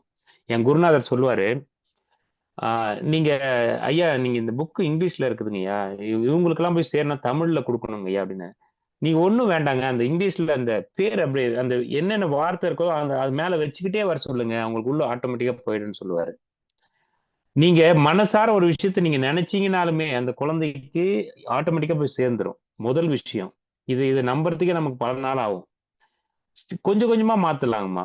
இம்மிடியட்டா நீங்க எல்லாத்தையும் மாத்தணும்னா முடியாது. கொஞ்சம் கொஞ்சமா குழந்தைய என்ன மாதிரி வடிவத்துல கொண்டு போகணுமோ, அவங்களுக்கு கர்ம வினை என்னவோ ஆட்டோமேட்டிக்கா நடக்கும். உங்களால ஏதோ முடியல அப்படின்னா அடுத்த கட்ட குருவை நாடுங்க, அவங்க பாத்துக்குவாங்க. உங்களுக்கு இப்படிதான் வளர்க்கணும்னா அந்த இடத்துக்கு கொண்டு போய் சேர்த்திருங்க. ஏன்னா எந்த குழந்தை அப்பா அம்மா சொல்றது கேக்குது? இல்ல உண்மையிலேயே முடியலைங்க ஐயா. 10 வயசு தான் ஆகுது. அவருக்காக மட்டும்தான் நான் ஜோசியத்துல வர எல்லாமே கத்துக்கணும்ன்ற ஒரு ஆர்வம். ஏன்னா அவங்க ரொம்ப ஸ்பீடா இருக்காங்க. நான் வளர்ந்தது டோட்டலா ஒரு வில்லேஜ்ல அந்த மாதிரி. இப்ப இவங்களுக்கு வந்து எல்லாமே நம்ம குடுக்கறது தப்பா இல்ல ரொம்ப ஸ்பீடா இருக்காங்க. அது அந்த தாட்ஸே கூட எப்படி ஸ்டாப் பண்றது? ஒரு அம்மாவை கூட டக்குனு சீன்ற அளவுக்கு வளர்ற மாதிரி தெரியுது இந்த காலத்து பசங்க. டக்குனு அம்மா சண்டை இது போடுறாங்க. பொதுவாவே இந்த விஷயத்துல என்னென்ன சைக்கலாஜிக்கலா அம்மாக்கள் நிறைய இடத்துல இந்த இடத்துல மாட்டிக்கிறாங்க. அப்பாக்கள் வந்து வெளியில போயிடுறாங்க. அம்மாக்கள் ஏன் மாட்டுறாங்க அப்படின்னா, குழந்தைங்க ஒரு ஸ்டேஜ் வரைக்கும் அம்மா முந்தான பிடிச்சிட்டு தான் இருக்கிறாங்க. அது பெண்ணா இருக்கட்டும், ஆணா இருக்கட்டும், எந்த குழந்தையா இருந்தா அந்த ஸ்டேஜ் தாண்டினதுக்கு அப்புறம் குழந்தைங்க வளர்ந்துடுறாங்க. அம்மாக்கள் வளர்றது இல்ல. குழந்தைங்கள குழந்தையாவே பாக்குறாங்க. 30 வயசு 50 வயசு வரைக்குமே அந்த குழந்தையா பாக்குறாங்க. பார்த்து போப்பா, வண்டி பார்த்து ஓட்டு, போனை நோண்டாத, சாப்பிடு, எல்லாமே அதே ஸ்டேஜ்லயே இருக்கிறோம். அவங்க வளர்ந்துடுறாங்க. அவங்க வளரும்போது நம்ம வளர்ந்துட்டோம்னா எந்த தொந்தரவும் இல்லை. அவங்க வளரும்போது நம்ம அப்படியே இருக்கிறது தான் தொந்தரவு. அது எல்லார் வீட்லயும் நடக்கிறது தான். அது நாம தான் மாத்திக்கணும். ஐயா ஒரே ஒரு சந்தேகம் ஐயா. இப்ப என்னோட சிஸ்டரோட பையன் +2 முடிச்சாங்க ஐயா. 495 மார்க். சரிங்கம்மா. கவுன்சிலிங்ல ஃப்ரீ சீட் கிடைக்குது. நல்ல காலேஜ் கிடைக்குது. அந்த காலேஜ்ல வந்து ஹேர் கட் பண்ணணும்னு சொல்றாங்க. நான் அந்த காலேஜுக்கு போக மாட்டேன். ஏதாச்சும் ஒரு நிலத்தை வித்துட்டு என்ன பேமெண்ட் சீட்டு சேர்த்து விடு. இப்ப இது ஒரு 1 மந்த்தா அவங்க வீட்டு அந்த பிரச்சனை போகுது. ஃப்ரீ சீட்டு நல்ல காலேஜ் கிடைக்குது. ஆனா அவன் போக மாட்டேன்றா. இதுக்கு எந்த விதத்துல என் அம்மாவும் அப்பாவும் பாதிப்பாங்க? நல்ல படிப்பான், நல்ல பையன். ஆனா இப்ப அம்மாவை பார்த்தாலே எரிஞ்சு வேறா. நீதான் சரி சொல்ல மாட்டேற இதுக்குதான் சொல்றேன். இந்த விஷயத்த இதுக்கு உண்டான ஆப்டான ஆளுங்கிட்ட பேச வைங்கன்னு சொல்றேன். இதுக்கெல்லாம் தான் நாங்க இருக்கிறோம். இந்த மாதிரி விஷயத்துக்கு தான் புரிய வைக்கிறதுக்கு நாங்க இருக்கிறோம். அது மீனாமாக்கு நல்லா தெரியும். நீங்க அந்த இடத்துல நீங்க சிரமப்பட வேண்டாம். உங்களுக்கு அது அதுதான் சொல்றேன். மாதா பிதா குரு. மாதாக பித்தாக வரலையா, குரு ஒண்ணு எங்கேயோ கொண்டு போய் இது பண்ணி விடுங்க. அவங்க சேர்த்து விட்டீங்கன்னா அவங்க பாத்துக்குவாங்க. அதுக்கு சரியான ஆள் யார் என்ன ஏதுன்னு பார்த்துட்டு நீங்க அதுக்கு உண்டான முயற்சி எடுங்க. கண்டிப்பா மாறுவாங்க. இதெல்லாம் நான் நிறைய பண்ணியிருக்கேம்மா. நான் ஓப்பனாவே சொல்றேன். இதுல நிறைய பண்ணியிருக்கோம். எத்தனையோ விஷயங்கள் மாத்திருக்கோம். எத்தனையோ விஷயங்கள் எத்தனையோ விஷயங்கள் 1 2 எல்லாம் இல்லைங்கம்மா. நீங்க அது எவ்வளவு பெரிய ஆளா இருக்கட்டுங்கம்மா. 60 வயசு வரவங்க எல்லாம் அப்படியே ஒரு மாதிரி இது மாதிரி அப்படியே காலர் எல்லாம் தூக்கி போட்டு எல்லாம் வருவாங்க. இப்படி அப்படின்னு வந்து உட்கார்ந்தோடனே சில விஷயம் பார்த்தோன்னே சொல்லிடு, நீங்க இப்படிதானே போடுறதுக்கு டீசல் கூட காசு இல்லாம வந்திருப்பாங்க. அந்த மாதிரி ஆட்கள்லாம் இருக்காங்க. ஐயா நீங்க டீசல் கூட போடுறதுக்கு காசு இருந்திருக்காது. அப்படியே தூக்குன காலரே இறக்கி விட்டாரு அவரு. அது மாதிரி நிறைய சைக்காலஜி இது எல்லாமே. அவங்க அந்த குழந்தைங்களுக்கு என்ன தேவை அதாவது இது நான் வேற மாதிரி சொல்றேன் பாருங்க. ஒரு குழந்தை 10th + ஏதோ படிக்கிறாங்கன்னு வைங்களேன். அவங்களுக்கு சில குழந்தைங்க மேக்ஸே பிடிக்காது. சில பேர் வந்து சயின்ஸ் பிடிக்காது, தமிழ் பிடிக்காது. என்னடா காரணம்னு கேட்டாக்கா அவனுக்கு அது பிடிக்கும். ஆனா அங்க இருக்கிற டீச்சர் சரி இருந்திருக்க மாட்டாங்க. அங்க எடுக்கிற மிஸ் எனக்கு பிடிக்கல, அதனால நான் படிக்க மாட்டேன் அப்படின்னு. அந்த கதை தான். எங்க அம்மா சொன்னதே சொல்லிட்டு இருக்கிறாங்க, எங்க அப்பா சொன்னதே சொல்றாங்க, எங்க சித்தப்பா அப்படி இருக்காரு, எங்க மாமா இதே தான் சொல்லுவாங்க. அவங்களுக்கு புரியுற மாதிரி நம்ம சொல்றது இல்ல. நாமளே எல்லா பொறுப்பும் ஏத்துட்டு பண்ண முடியும்னாக்கா நிறைய பேரண்டால அது முடியல. அவ்வளவுதான். அது சைக்கலாஜிக்கலா நீங்க அணுகுனீங்கன்னாக்கா எல்லாமே மாறும். எல்லாமே மாறும். கொஞ்சம் ஒரு நூல் எழுதிதான் எல்லாமே எல்லாம் மாறிடும். கண்டிப்பா மாறும். அதுக்குண்டான தளம் தான் இதெல்லாம். ஓகேங்க ஐயா, நன்றி. சார் எனக்கு ஒரு சந்தேகம், கேக்குதுங்களா? சொல்லுங்கம்மா. சார் இப்ப வந்து பாத்தீங்கன்னா நிறைய கிளைண்ட்ஸ் வரும்போது அம்மா சாபம் கொடுத்துட்டாங்க, அப்பா சாபம் கொடுத்துட்டாங்க அப்படின்னு சொல்லி வருத்தப்படுறாங்க. நான் என்ன சொல்லுவேன்னா, அம்மா அப்பா சாபம் எல்லாம் மேக்ஸிமம் அவங்க வந்து அவங்க கடமையும் கூட. அம்மா அப்பா சாபம் எல்லாம் பழிக்குமா அப்படின்னு எனக்கு சந்தேகம் தான் அது. ஏன்னா அவங்க கோபத்துல வந்து சொல்ற விஷயம்தான், சரிங்களா? ஆனா மனசுக்குள்ள வந்து கண்டிப்பா ஒரு ஆத்மார்த்தமா ஒருத்தர் வந்து மனமுருகி ஒரு சொன்னா மட்டும்தான் அது பழிக்கும், இல்லைங்களா? அதுவும் இவங்களுடைய கர்ம பலன், ஜாதக பலன், அந்த சம்பந்தப்பட்ட தசாபுஜ நடக்கும்போதுதான் அதுக்குள்ள விஷயம் கிடைக்கும். அப்போ சில பேர் வருத்தப்படுறாங்க, தவறு செஞ்சிடறாங்க, அதுக்கு வந்து பிராய்ச்சித்தம் தேடுறாங்க. அதுக்கெல்லாம் பிராய்ச்சித்தம் கிடைக்கணும். அம்மா அப்பா நல்லா பாத்துக்கோங்க, அதுதான் பிராய்ச்சித்தம். எங்க மன வருத்தம் இருக்கோ அங்க போய் மன்னிப்பு கேட்டு ஆறுதல் பிராய்ச்சித்தம் தேடுறது வந்து அம்மா அப்பாவா இல்ல வந்து சாப வாங்கின பசங்க அந்த குழந்தைங்களா? என்ன பண்ணுறீங்களா? கணவன் மனைவி வராங்க சார், எங்க மாமியார் வந்து வீட்டு சொத்து கொடுக்கல, நாங்க கேட்கும் போது நல்லா இருக்க மாட்டீங்கன்னு சொல்லிடுறாங்க, நான் 2 பசங்க வச்சிருக்காங்க, சின்ன பையனுக்கு எல்லாம் பண்றாங்க, எங்களுக்கு எதுவும் பண்ண மாட்டேங்கிறாங்க, எங்க சாபம் தான் கொடுக்குறாங்க. அந்த மாதிரி விஷயம் மனவத்துக்கு குடும்பத்துக்குள்ள வருது இல்லைங்களா? அப்ப இந்த மாதிரி சாபங்கள் இதெல்லாம் எந்த அளவுக்கு பாதிப்பு கொடுக்கும்? அது ஆன்மீக இது ரீதியா, இது மன ரீதியா எப்படி எடுத்துக்கிறது? பாதிப்பு அப்படிங்கறத விட இது முதல்ல பாத்தீங்கன்னா கொடுக்க மாட்டாங்க அப்படின்னா, நீங்க இப்ப போய் நீங்க ஜாதகத்தை சர்ச் பண்ணுங்க. அந்த இடத்துல அவங்களுக்கு அந்த இடத்துல அவங்களுக்கு இது வரக்கூடாதுன்னு இருக்கும், இந்த மாதிரி எல்லாம் அனுபவிக்கணும்னு இருக்கும். இதுதான் விஷயம். நம்ம நல்லது நடந்தா யார்கிட்ட எதுவும் சொல்ல மாட்டோம், கெட்டது நடந்தா ஊரெல்லாம் சொல்லிக்கிட்டு இருப்போம். இங்க இந்த ஜோசியரை பார்க்கலாமா, அந்த கோயிலுக்கு போலாமா, அந்த மாதிரி கிடைக்காதனால விரக்தியில 10 பேர்ட்ட சொல்லுவாங்க. அப்போ நீங்க ஜாதகத்துல போய் பாத்தீங்கன்னா அவங்க கர்ம வினை பேட்ல வேலை செய்யும். அது அது நீங்க உணரலாம் அந்த விஷயத்தை. அதுக்கு தான் நான் கவுன்சிலிங் கொடுக்கும் போதே ஜாதகத்தை கொண்டு வர சொல்லுவேன். அது அவங்க முடியுமா முடியாதா, நம்ம கூட டிராவல் பண்ணுவாங்களா மாட்டாங்களான்னு அதுலயே கண்டுபிடிச்சிடலாம். ஸோ நீங்க அது இது இது ஒரு பார்ட், இது விடுங்க. இது வந்து இப்போ இப்ப சாபகம் ஒரு விஷயத்துக்கு வரலாம். நம்ம இப்போ நான் இப்ப இங்க இருக்கிற நான் யாரையாவது திட்டுறேன் அப்படின்னு வைங்களேன். இப்போ ஒருத்தர் திட்டிடுறேன், ஏதோ ஒரு ரொம்ப பேர்டா ரொம்ப ஒரி பண்ற அளவுக்கு திட்டுறேன் அப்படின்னா, அந்த நபர் உண்மையிலுமே அதுக்கு தகுதியானவரா இருந்தா மட்டும்தான் அந்த சாபம் அவருக்கு உள்ள போகும். இது அப்பட்ட உண்மை. இது டெக்னாலஜி, இதுதான் பிரபஞ்சத்தோட டெக்னாலஜி. அதுக்கு அவர் சம்பந்தமே இல்லை அப்படின்னா அவருக்கு உள்ள போகாது, அந்த சாபம் வேலை செய்யாது. போறவங்க வரவங்க எல்லாம் வாய் திறந்து எதையும் பேசிட்டாங்கன்னா அது உள்ள போகாது, வேலை செய்யாது. அவங்க உண்மையாலுமே அந்த விஷயத்துக்கு உண்டான ஆளா, அந்த சாபத்துக்கு ஏத்த ஆளா அப்படின்னா அவங்க அதை ஏத்துக்குதான் ஆகணும். அது அவங்க ஏத்துக்கவே இல்லை அப்படின்னாலும் எங்கிருந்து அவங்க சைலண்டா ஒரு விஷயத்த பண்ணாலும் அவங்களுக்கு ஆட்டோமேட்டிக்கா அந்த சாபம் சேர்ந்துரும். இப்போ ஒரு ஒரு சகோதர சகோதரிகள் இல்ல ஏதோ ஒரு அவங்க சொத்து பிரச்சனை அப்படின்னு வைங்களேன், கொடுக்கல, ஒருத்தர் நம்பி கொடுக்குறாங்க பண்ற, அப்போ எங்கிருந்தோ வர விஷயம் அவங்க யோசிக்கவே வேண்டாம். வாங்காதவங்க, அந்த சொத்து அடையாதவங்க, அடைஞ்சவங்கள இங்க இருந்து நொந்தாலுமே அவங்க அதுக்கு உண்டான பலனை அவங்க அனுபவிச்சிருவாங்க. அவங்க வாயை திறந்து சொல்லவே வேண்டாம், ஆனா அதுக்கு உண்டான விஷயத்த கண்டிப்பா அனுபவிப்பாங்க. சாபம் என்பது நீங்க வாய் திறந்து சொல்றது கிடையாது. வாய் திறந்து சொன்னா பலிக்கணும், அதெல்லாம் பொய். மனதளவுல உள்ள ஆழ் மனதுல இருந்து அந்த விஷயம் வெளிப்படணும். நீ வாயில இருந்து சொன்னா அதெல்லாம் சும்மா மண்ணை தூக்கிட்டு போயிட்டாங்க அப்படிலாம் இல்லை. அது உண்மையா இருந்தா மட்டும்தான் நடக்கும். ஆனா அது திருப்பி அது நடக்குது அப்படின்னா, நீங்க அம்மா சொன்னாங்கல்ல, நான் எப்படி ஹேண்டில் பண்றதுன்னு தெரியல, அவங்க தான் எமோஷனல், அந்த மாதிரி எமோஷனல் வாங்கி ஐயோ 10 பேர் எதிர்க்க மண்ணை தூவி போட்டுட்டாங்க அப்படின்னு நம்ம எடுத்து உள்ள போட்டுக்கிட்டோம்னா உள்ள போய் வேலை செய்யும்.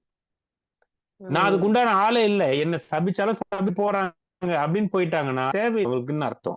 சரி பண்ணா பண்ணிட்டு போ, இவங்க பாட்டுக்கு வேலையை பார்ப்பாங்க, அவங்க யாருன்னு போயிட்டே இருக்கலாம். இந்த இடத்துல அம்மா அப்பா எல்லாம் இல்லை.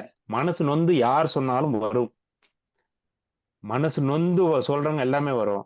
அதுக்கு உண்டான ஆளே அது இல்லை, அது அடையாளமே இல்லை, அதுக்கு நான் தேவையே இல்லை, அது நீங்க ஏத்துக்கவே வேண்டாம், வரவே வராது. சாபம் என்பது உள்ளுக்குள்ள ஆழ் மனதுல ஒரு உள்ள இருந்து உருவாகிற விஷயம். அது வெளியில இருந்து சபிக்கிறதெல்லாம் இல்லை. உள்ள அவங்கள மனதார அவங்க உள்ளுக்குள்ள இது இப்படி ஒரு விஷயம் அப்படின்னு வரக்கூடாது. அதுதான் சொல்லணும், நல்லவங்க தான் ஆழ் மனசுல வேலை செய்வாங்க, நல்லவங்களை பகைச்சிக்காதன்னு சொல்லுவாங்க. ஆழ் மனசுல வேலை, ஆழ்மனம் என்பது டைரக்டா இறைவனோட கனெக்ட் ஆகிற விஷயம். அவங்க கிட்ட அவ்வளவு சீக்கிரம் நீங்க கெட்ட பேர் எடுத்துடக்கூடாது. எடுத்துட்டீங்கன்னா அது நம்ம வாழ்நாள் பூரா அதுதான் சாபம். இன்னொரு விஷயங்க, நம்ம சந்தோஷமா இருக்குன்னு வச்சுக்கோங்க, ஆட்டோமேட்டிக்கா அந்த 2 கை இந்த கை இணைஞ்சுக்கும். இணைச்சு ரொம்ப ஹாப்பியா இருக்கும் போது, கடவுளை நினைக்கும் போது எனக்கு இந்த விஷயம் கிடைச்சிருச்சு, தேங்க்யூ இறைவான்னு சொல்லுவோம். அதே மாதிரி ஒரு துக்கத்திலேயோ ஒரு கஷ்டத்திலேயோ ஒரு பிரச்சனை இருக்கும் போது இந்த கை இணையுது. இதுக்கு என்ன லாஜிக்? நான் சொன்னது உங்களுக்கு 2 கையுமே இணையுது அப்படியே? இல்ல சார், அதாவது துக்கத்திலே இணையுது, சந்தோஷத்திலே இணையுதா? ஆமாங்க, எல்லாத்துக்குமே மோஸ்ட்லி நம்ம கவனிப்போம். நம்ம ஒரு விஷயம் ஹாப்பியா நடந்துருச்சு, நம்ம நினைச்சதே கிடைக்கும் போது இந்த கை இணையும். நான் நினைச்சது கிடைச்சிருச்சு, அச்சீவ் பண்ணிட்டேன், எனக்கு எல்லாமே ஓகே அப்படின்னு தோணும். கிடைக்காத பட்சத்தில் எனக்கு இது ஏன் கிடைக்கல, நான் இவ்வளவு ஹார்ட் ஒர்க் பண்ணல, எனக்கு ஏன் கிடைக்கலன்னு இந்த கை இணையுது. இதுக்கு என்ன ஒரு விஷயம் இருக்குங்க? ஏன்னு அதாவது அது சோகமா நினைக்கிறீங்களா? அதுக்கு நீங்க எந்த ஃபீலோட நினைக்கிறீங்க? சார் ஹாப்பியா இருக்கும் போதும் இந்த கை இல்ல இணையுது, இல்லைனாலும் இணையுது. இந்த கை இணையறதுக்கு ஒரு காரணம் பெருசா கண்டுபிடிக்க முடியாது, ஆனா அந்த உணர்வு தான் ரொம்ப முக்கியம். நீங்க எந்த உணர்வுல அந்த கை இணையுதுன்றது ரொம்ப முக்கியம். நீங்க கை இணையறதுன்றது ஒரு சாப்டராவே எடுக்கக்கூடாது. கை இணையிறது ஹாப்பியா இருக்கும்போது இணையுதுங்க. இல்ல அப்படின்னும் போது இணையுது அப்படின்னாக்கா அது நிறைய அர்த்தம் இருக்கு. அது உணர்வு ரொம்ப முக்கியம். உணர்வுனா நான் எப்படி சொல்றேன் அப்படின்னா, எல்லாருக்குமே இது சொல்ற ஒரு விஷயம் தான். உணர்வுனா என்ன முதல்ல அப்படின்னா, இப்ப நீங்க யார்கிட்டயாவது வந்து இப்போ ஒரு வீடு கட்டிட்டாங்க. இப்போ வந்து மீனாட்சி அம்மா என் கூட இருக்கிறாங்க. மீனாட்சி அம்மா நானும் ஒரே இதுல இருக்கோம், ஒரு வாடகை வீட்டுல இருக்கோம்னு வைங்களேன். எனக்கு என் கூடவே ரொம்ப வருஷமா இருந்துட்டு அவங்க வீடு ஒண்ணு கட்டிட்டாங்க. அம்மா மீனாட்சி அம்மா சூப்பர்மா, ஐயோ ரொம்ப சந்தோஷமா இருக்கு அப்படி. இது எப்படி என்ன விட்டுட்டு வீடு கட்டி அப்படின்னு யோசிக்க கூடாது. இதுதான் உணர்வு. அது உள்ளுக்குள்ள இருந்து அது ரொம்ப சந்தோஷப்பட்டு அதுக்கு உண்டான எல்லா வேலையும் நான் பண்றேன் அப்படின்னா, அப்ப என்ன பிரபஞ்சம் நினைக்கும் அப்படின்னா, நீங்க என்ன நினைக்கிறீங்களோ அது திருப்பி உங்களுக்கு கொடுக்கும். ஓ இவன் வீடு வாங்கினா சந்தோஷப்படுறான், வீடு இது பண்றது ரொம்ப சந்தோஷம், இவன் என்ன கேட்கறான்னு அதை கொடுக்கலான்னு. இப்ப நான் அதுக்கு முன்னாடி நினைச்ச விஷயம் எப்படி இவன் பண்ற அப்படின்னு நம்ம நினைச்சோம்னா அது பொறாமை. அந்த உள்ளுணர்வு, அந்த பொறாமை, ஓ இவன் பொறாமை கேட்கறான் போல இருக்குன்னு இந்த பிரபஞ்சம் பொறாமையை கொடுக்கும். நீங்க எதை கேக்குறீங்க, உள்ளுணர்வு தான் கடவுள். அந்த உள்ளுணர்வோட கனெக்ட் பண்ற விஷயம் மட்டும்தான் ஜெயிக்கும். வெளி உணர்வுல இருக்கிற இந்த இந்த இந்த முகத்துல வர எக்ஸ்பிரஷன்ல எதுவுமே நடக்காது. உள்ளுக்குள்ள ஒரு விஷயம் இருக்கும், அது மட்டும்தான் ஜெயிக்கும் எப்பவுமே. நீங்க எதுக்காக இணைக்கிறீங்கன்றது உங்களுக்கு தான் அது தெரியும். நீங்க இறைவா இந்த கஷ்டத்தை கொடுத்ததுக்கு நன்றி, இதுல இருந்து நான் ஒரு பாடம் கத்துக்கிட்டேன் அப்படின்னு நீங்க நினைச்சிட்டீங்கன்னாக்கா அதுதான் உள்ளுணர்வு. அந்த உள்ளுணர்வு தான் உங்களுக்கு முக்கியம். அது எந்த மாதிரியான உள்ளுணர்வுன்னு நீங்க கவனிங்க. அது இணைக்கிறதுக்கு நிறைய அர்த்தம் இருக்கும். அது இப்ப ஐயா இறைவா நீங்க இவ்வளவு சந்தோஷமான ஒரு விஷயம் கொடுத்தீங்க, சூப்பர். இவ்வளவு கஷ்டமா கொடுத்துருக்கீங்க, அதுல இருந்து நான் நிறைய விஷயம் கத்துக்கிட்டு இருக்கிறேன், அதுக்கும் சூப்பர் அப்படின்னு நீங்க அப்படி எடுக்கிறீங்களான்னு நீங்க பாருங்க. அப்படி எடுக்கலைன்னா அதை வச்சுக்கங்க. அந்த அந்த சாப்டர் கையில அதை வச்சு நீங்க அதுல இருந்து டிராவல் பண்ணுங்க. அடுத்து யாரு வரீங்க? வாங்க.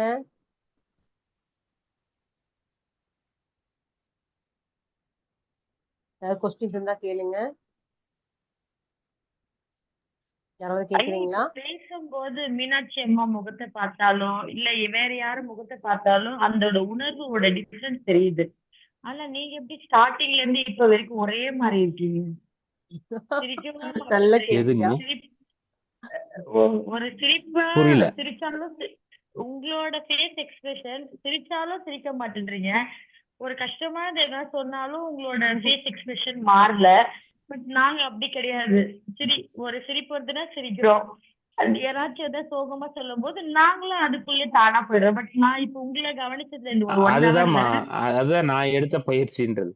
அதாவது நான் எல்லாரும் வரவங்க எல்லாம் வந்து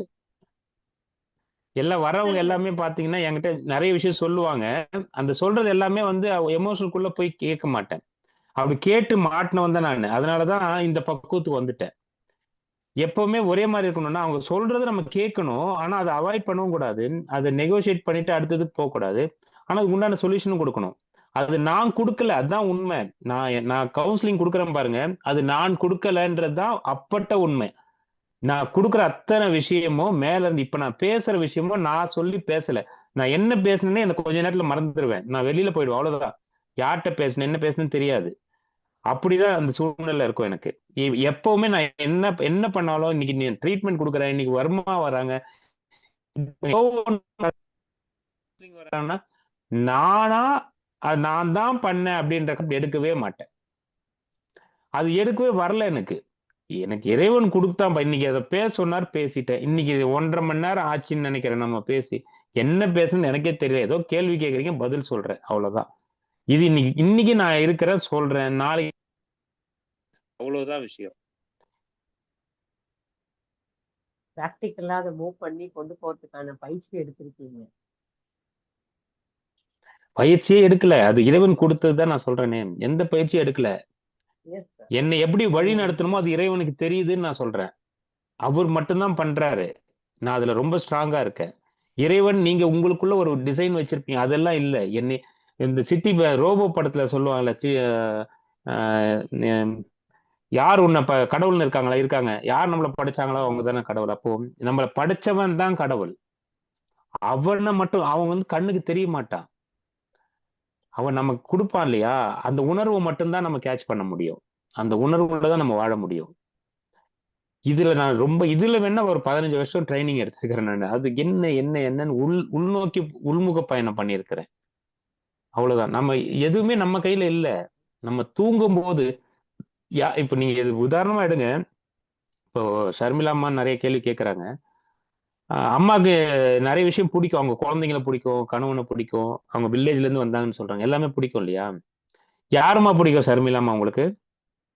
என் பையன்தான் என் உயிர். உயிர். சரிம்மா, நீங்க டெய்லி படுத்து தூங்கி இருப்பீங்க. அம்மாவோட கனவுல வந்து ஷர்மிளா அம்மா கனவுல பையன் வந்திருக்கிறானா? இல்ல ஐயா. அப்ப பிடிச்சவங்கன்னு சொல்றீங்க, ஏன் வரல? வந்தது இல்லையா? எனக்கு கனவு அந்த அளவுக்கு வராதுங்க ஐயா.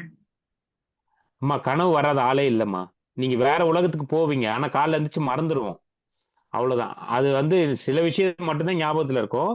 அப்போ நம்ம ஆன்ம டிராவல்னு சொல்லுவோம். அது இது இல்லாம ஒரு மனுஷனால தூங்க முடியாது. இதுவே வந்து நமக்கு தெரியாம தான் பண்றோம். அப்போ நம்ம தூங்கும் போது நாம இல்ல, தினம் தினம் இறந்துதான் பிறக்கிறோம் அடுத்த நாள் நாம.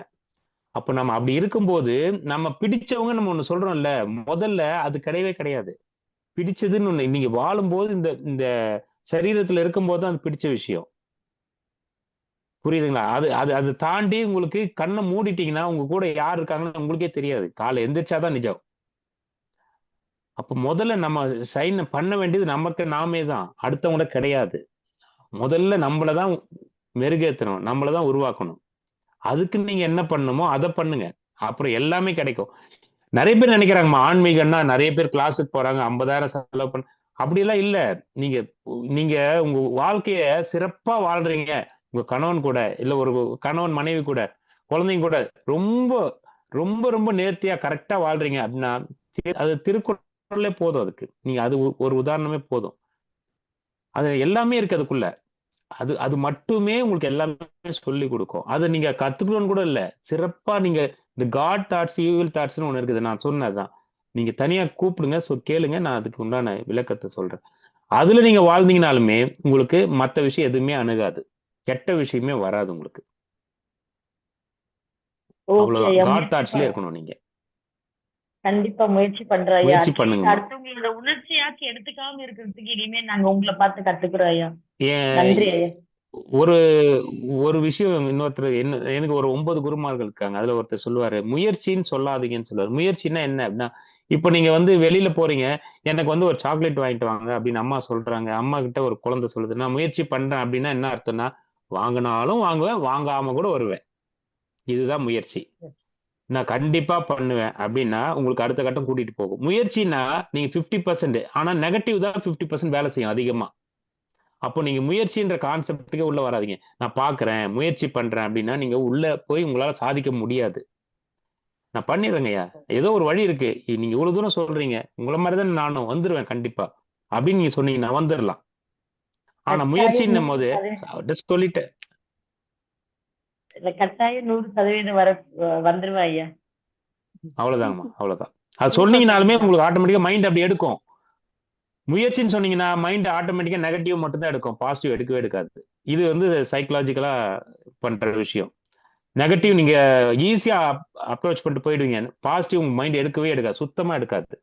முயற்சின்ற கான்செப்டுக்கு யாரும் போவாதீங்க. பண்ணிடுவேன், நான் பண்ணிடுவேன், எனக்கு தெரியும், பண்ணிடுவேன், செஞ்சிருவேன் அப்படின்னு சொல்லிட்டு பாருங்க, அது வேற மாதிரி போகும். கண்டிப்பா இது எல்லாமே அட்வைஸ்ல நினைக்காதீங்க. எனக்கு என்ன தெரியுதோ அதை நான் சொல்லி கொடுக்குறேன், அவ்வளவுதான். தெரியலனா நீங்களும் சொல்லி கொடுங்க, நான் கேட்டுக்கிறேன். அப்படி கிடையாது ஐயா, யாரு இருந்தாலும் எல்லாருக்குமே யூஸ்ஃபுல்லா தான் ஐயா இருக்கும். எல்லாருமே வேற வேற ட்ராக்ல இருந்தோம், அவங்க எல்லாருமே இப்போ இந்த நிமிஷம் எல்லாம் ஒரே ட்ராக்ல இருக்கிற மாதிரி எனக்கு ஃபீல் ஆகுது. நன்றி நன்றி நன்றி ஐயா. மீனாட்சி அம்மாக்கு மனமார்ந்த நன்றிகள். தேங்க்யூ. நன்றி நன்றிடா நன்றிடாம்மா. இப்போ சார், இப்போ 3 இனம் இருக்கும் இல்லைங்களா? முஸ்லிம்ஸ் இருக்காங்க, கிறிஸ்டின்ஸ் இருக்காங்க, நம்ம இந்துக்களும் இருக்காங்க. இப்போ முஸ்லிம்ஸ் வந்து பாத்தீங்கன்னா 5 வேளை தொழுகிறாங்க, அவங்க அதை மாத்தவே மாட்டாங்க, சரிங்களா? ஒரே நிலாப்பிரையை மட்டும்தான் கடவுளா கொண்டு போறாங்க. இன்னொன்னு வந்து பாத்தீங்கன்னா வெற்றிடமா தான் அவங்களுக்கு இருக்கும் இல்லைங்களா? அடுத்து வந்து சர்ச் எடுத்துக்கோங்க, அவங்க எவ்ரி சண்டே வந்து ஒண்ணு சேர்ந்துருவாங்க. எவ்ரி சண்டே அவங்க எந்த ஒர்க்கா இருந்தாலும் ஒண்ணு சேர்ந்துருவாங்க. ஆனா இந்துக்கள் எடுத்தீங்க அப்படின்னா, நம்ம நினைச்சா கோயிலுக்கு போலாம், நம்ம நினைச்சா விரதம் இருக்கலாம், அந்த மாதிரிதான் வாழ்ந்துட்டு இருக்கோம். அந்த ஒரு கொள்கை, ஒரு கோட்பாடு நமக்குள்ள கிடையாது. அதனாலதான் சில கஷ்டங்கள் நஷ்டங்கள் சந்திச்சுட்டு இருக்கோமோ, அந்த மனம் ஒருநிலைப்படாத விஷயத்த, அந்த ஆன்மீக சார்ந்த விஷயத்துக்குள்ள பயணம் பண்ண முடியாம இல்லைங்களா? இது கூட ஒரு காரணமா இருக்கலாங்களா? உண்மைதாங்கம்மா அது. அதாவது நீங்க இது காரணம் இல்ல, இது முக்கிய காரணம். இந்துக்கள் அந்த இதுல வராது. சில பேர் போறாங்க, பக்தி மார்க்கத்தோட போகுது. எதுக்காக பண்றாங்கன்னு தெரியவே மாட்டேங்குது. நீங்க இதுல எத்தனை பேர் கிறிஸ்டியன் இருக்கீங்கன்னு தெரியல. இருந்தாலும் நான் ஒரு வார்த்தை சொல்றேன். அங்க போனீங்கன்னா மனம் உருகி சில ஜெபிப்பாங்கன்னு சொல்லுவாங்க. இறைவா, ஆண்டவரே, ஆண்டவரே அப்படின்னு சொல்லுவாங்க. நிறைய விஷயங்கள் அப்படியே உருகும். அவங்க உடம்பு, மனம் எல்லாமே அப்படி குறுகும் அவங்களுக்கு. அது சரண்டர். இத நாம இந்துக்களாகிய நாம இந்த இதுல பண்றது கிடையாது. அது அவங்களோட பாதத்தை நம்ம தொடுறது கிடையாது. அவங்க பண்ற விஷயங்கள் அப்படியே ஆழ் மனசுல ஒவ்வொன்னும் பதியும். இப்ப ஆயிருச்சு ஆயிருச்சு, இறைவா நீ கொடுத்துட்ட, நன்றி நன்றி நன்றி, ஏதோ ஒன்று சொல்லிக்கிட்டு. முதல் விஷயம் நன்றிமா. நன்றிக்கும் நன்றி உணர்வுக்கும் வித்தியாசம் இருக்குது. அதையும் நான் இந்த இதுல சொல்றேன். பிரசன்ட்ல இருக்கணும்னு சொல்லிட்டேன். நன்றி அப்படின்னாக்கா நீங்க ஒரு தண்ணி கொடுக்குறாங்க, அது சரி நன்றி அப்படின்னு சொல்லிட்டு போறது இல்ல. இந்த தண்ணி கொடுத்தனாலதான் நான் இந்த இடத்துல, அவங்க ஏன் நமக்கு தண்ணி கொடுக்கணும்? அது நன்றி உணர்வு, கிராட்டிடியூடு. தேங்க்ஸ் வேற, கிராட்டிடியூட் வேற. அந்த நன்றி உணர்வை நீங்க எவ்வளவு தூரம் உங்களால சொல்ல முடியும், உங்களால நினைக்க முடியும். இப்ப நான் மீனாட்சி அம்மா எனக்கு இந்த தளத்தை கொடுத்தாங்க, நான் அந்த அம்மாக்கு தேங்க்ஸ்மா அப்படின்னாக்கா ஹாய் சொல்லிட்டு போயிடலாம். இது எதுக்கு என்கிட்ட கொடுக்கணும்? இந்த அம்மா எதுக்கு கொடுக்கணும்? எனக்கு இந்த பிரபஞ்சம் அவங்க மூலமா கொடுக்குறாங்க. அப்போ நம்ம ஏதோ ஒரு விஷயம் நமக்கு கிடைக்குது, அந்த அம்மாக்கு நான் எவ்வளவு கிராட்டிடியூடா இருக்கணும். நான் யோசிக்கும் போதுதான் அதுதான் அந்த கிராட்டிடியூட் ரொம்ப முக்கியம். எல்லாமே ஒரு கணவன் ஒரு மனைவிக்கு சொல்றதோ, ஒரு மனைவி ஒரு கணவனுக்கு சொல்றதோ, ஒரு குழந்தை ஒரு அம்மா அப்பாவுக்கு, ஒரு ஃப்ரெண்ட்ஸுக்கு சொல்ற எல்லா விஷயத்துக்கும் நன்றி உணர்வு வேணும். நன்றி உணர்வு மட்டும் நீங்க, அது யாரோ ஒருத்தர் சீக்ரெட் பத்தி பேசினாங்க, அவங்களுக்கு தெரியும். அது நன்றி உணர்வு ரொம்ப முக்கியம். நன்றி உணர்வு கல்லுன்னு ஒண்ணு இருக்கும். அதை நீங்க இதுக்கு நன்றி, அதுக்கு நன்றி சொல்லிக்கிட்டே இருக்கணும். இந்த நன்றிய அந்த கிறிஸ்டியானிட்டியில மெயின்டைன் பண்ணுவாங்க. இதெல்லாம் நம்ம யாரும் சொல்லிக் கொடுக்கறது இல்ல. அதான் அர்த்தமுள்ள இந்து மதம் சொல்லிட்டு நம்ம கண்ணதாசன் ஐயா நிறைய விஷயம் சொல்லியிருக்காரு அதுக்குள்ள. அந்த மாதிரி நம்ம யாருமே ஃபாலோ பண்றது இல்ல. இந்து மதம் ரொம்ப பழமையானது, ரொம்ப ரொம்ப பழமையானது. எத்தனையோ 8000 10,000 வருஷம். கிறிஸ்டியானிட்டி பாத்தீங்கன்னாக்கா நம்ம 2000 வருஷம் சொல்றாங்க. அதுதான் கிபி கிமுன்னு சொல்லிட்டு ஒரு ஒரு இது வருது. சோ அதுக்கு முன்னாடியே இருந்த விஷயங்கள் இதெல்லாம் நிறைய இருக்குது. நம்ம எப்படி சிலை வழிபாடு வந்தது, என்ன மாதிரி, எல்லாமே அதுக்குள்ள இருக்குது. நம்ம எல்லாமே மனதுக்கு உண்டான வேலை தான். இந்த ஏன் உடம்ப பாதுகாக்கணும் அப்படின்னா, உடம்பு இருந்தாதான் மனம் வேலை செய்யும். இல்லைன்னா இந்த ஆன்மா இன்னொரு உடம்ப தேடி டிராவல் பண்ணி அங்க உட்காந்து திருப்பி இந்த கஷ்டத்தை அனுபவிக்கும். திருப்பி திருப்பி இது வேலை, இதுதான் சுத்தி சுத்தி பண்ணுவோம் நாம திருப்பி. அதனாலதான் நிறைய சித்தர்கள் புரிஞ்சுக்கிட்டு அவங்க இப்பவும் சொல்றாங்க, இமயமலையில பாபாஜி 3000 வருஷம் இருக்காரு, அவங்க இருக்காங்க, இவங்க இருக்காங்கன்னு, கூடு விட்டு கொடுப்பாரு, எல்லாமே அவங்க கத்து வச்சிருக்கிறாங்க. இவங்க எல்லாம் தான் நம்மளை வழி நடத்துறாங்க. சோ நம்ம வாழ்ற நாள்ல சிறப்பா வாழ்ந்தாலுமே அடுத்த கட்டம் போயிடலாம். ஆசையே பிறப்புக்கு காரணம்னு சொல்றோம். அந்த ஆசை வைக்க கூடாதுன்னு இல்ல, ஆசை முடிஞ்சதுக்கு அப்புறம் திருப்பி அடுத்ததுக்கு போறோம். இந்த டைம் நான் 2 கார் வாங்கிட்டேன், பக்கத்துல இருக்கிற 3 கார் வாங்கிட்டான், ஆனா எனக்கு 80 ஆயிடுச்சு, செத்து போயிட்டேன். அடுத்தது 3 கார் வாங்கறதுக்காக பிறப்பான் அவன். கிடைச்சதை வச்சு சந்தோஷமா இருந்தாக்கா அவன் லைஃப் கிளியர் ஆயிடும். ஆனா அதெல்லாம் இல்லாம நம்ம அடுத்து அவன் 2 வீடு கட்டிட்டான், நான் இன்னும் 4 வீடு கட்டணும், ஏதாவது ஒண்ணு போய்கிட்டே இருக்க, ஆசையை வளர்த்துக்கிட்டே இருப்போம். இருக்கிறது இந்த ஆசை, இது போதும், இது கரெக்டா இருக்கு எனக்கு வாழ்க்கைக்கு, இதுவே திருப்தியா இருக்கு அப்படின்னு நம்ம போயிட்டோம்னா எல்லாமே கிடைக்கும். நமக்கு எல்லாமே கிடைச்ச மாதிரி இருக்கும். அதை விட்டுட்டு இல்லாத ஒண்ணுக்கு தேடுறதா மனதோட வேலை. இப்போ ஒரு இருக்கும், சாம்பார் இருக்கும், நீ இன்னைக்கு குருமா வச்சிருந்தா நல்லா இருந்திருக்கும்னு சொல்லுவோம். இன்னைக்கு இந்த காய் இருக்கு, அந்த காய் இருந்தா நல்லா, இல்லாத ஒண்ணு பேசும் நம்ம மனம். இதுதான் நம்ம மனம் பேசுற பேச்சு. ஆனா அதை தான் நம்ம கேட்போம். இருக்கிறத ஒண்ணு பேசி நம்ம திருப்தியா இருக்கிறதுக்கு விடவே விடாது. அதை தான் நம்ம கேட்ச் பண்ணணும். அதுதான் பிரசன்ட்ல இருக்கணும்னு சொல்றது. இல்லாத ஒண்ணு யோசிக்கிறது, பாஸ்டுக்கோ இல்ல ஃபியூச்சருக்கோ யோசிக்கும் போது தான் மாட்டிக்கிறோம். அக்கறைக்கு இக்கிற பச்சைன்னு சொல்ற மாதிரி. ஆமா. Hello sir. வரீங்க? கேளுமா. சொல்லுங்கம்மா. சார், அப்படி நம்ம கர்மா அப்படின்னு நம்ம பாக்குறப்போ, இப்ப நம்ம இருக்கோம், இப்போ என்னோட ஹஸ்பண்ட் இருப்பாங்க இல்லையா, இப்போ ஒவ்வொருத்தங்களுக்கும் ஒவ்வொரு கர்மா இருக்கும் இல்லையா, பூர்வ ஜென்மம் அந்த மாதிரி இருக்கும் இல்லையா. அப்ப நம்ம ஒரு நிலைப்பாட்டுல, நம்ம ஒரு மோட்டிவ்ல, நம்ம ஒரு இதுல நம்ம போயிட்டு இருக்கப்போ அவங்களோட இது வேறுபடும் இல்லையா. அப்படி வேறுபடுறப்போ எப்படி நம்ம அதை அக்செப்டன்ஸா எடுத்துக்கிறதா, இல்ல நம்மளும் நம்ம கிட்ட இருக்க கருத்துக்களை அவங்க கிட்ட நம்ம திணிக்க முற்படலாமா? இல்ல எனக்கு நம்ம புரியலங்கம்மா, எனக்கு புரியல. சரி, இப்போ நம்ம ஒரு ஹஸ்பண்ட் ஒய்ஃப் இருக்கோம் அப்படின்னா, இப்ப நான் வந்து ஒரு மார்க்கத்துல ம் இருப்போம் இல்லைங்களா? இப்போ எனக்கு ஆன்மீகத்துல நாட்டம் இருக்கும், ஆ ஆன்மீகத்துல விருப்பம் இருக்கும், ஒரு சரிம்மா தியானம் சரி பண்ணுவோம், ஒரு ம் யோகாசனம் பண்ணுவோம். பட் நமக்கு கல்யாணம் பண்ணிட்டு வந்த நம்ம ஹஸ்பண்டுக்கு அந்த மாதிரி விஷயங்கள் எல்லாம் விருப்பம் இருக்காது இல்லைங்களா? அதை நம்ம அக்செப்ட் பண்ணிட்டு நம்ம சரிங்கம்மா அப்படியே நம்மளுடைய லைஃப் நம்மளுடைய இதுல போறதா, இல்ல நமக்கு தெரிஞ்ச விஷயங்களை அவங்களுக்கு வந்து நம்ம அம்மா சொல்லி அவங்கள அம்மா அவங்களுக்கு எல்லாமே தெரியும். ஆனா அவங்கள டிஸ்டர்ப்லாம் பண்ணக்கூடாது. அவங்க ஒரு சூழ்நிலைக்கு வந்ததுக்கு அப்புறம் தான் மாறுவாங்க. அவங்க இந்த பிறப்புலயும் மாறணும்னு அவசியம் இல்ல. ஓகே ஓகே அவங்களுக்கு ஒரு சார். விஷயம் நீங்க பண்றது வந்து உங்களுக்கு புரியுது இல்ல, அவங்களும் நீங்க என்ன பண்றீங்கன்னு புரியும். இந்த மாதிரி கேசஸும் ஓகே நிறைய இருக்குது. என்னோட ரொம்ப நெருங்கிய ஓகே விஷயத்துல அவங்க நல்ல ஆன்மீகத்துல ஈடுபாடு. அவங்க கணவர் அப்படியெல்லாம் ஒண்ணும் இல்லைன்னு அவர் வந்து பொது விஷயத்துல போவாரு. ஆனா அவர் போற வேற மாதிரி இருக்கும். அவருக்காக இந்த அம்மா சில விஷயம் கெயினா இருக்கும். இந்த அம்மாவோட விஷயத்துல அவருக்கும் கொஞ்சம் கெயின் இருக்கும்.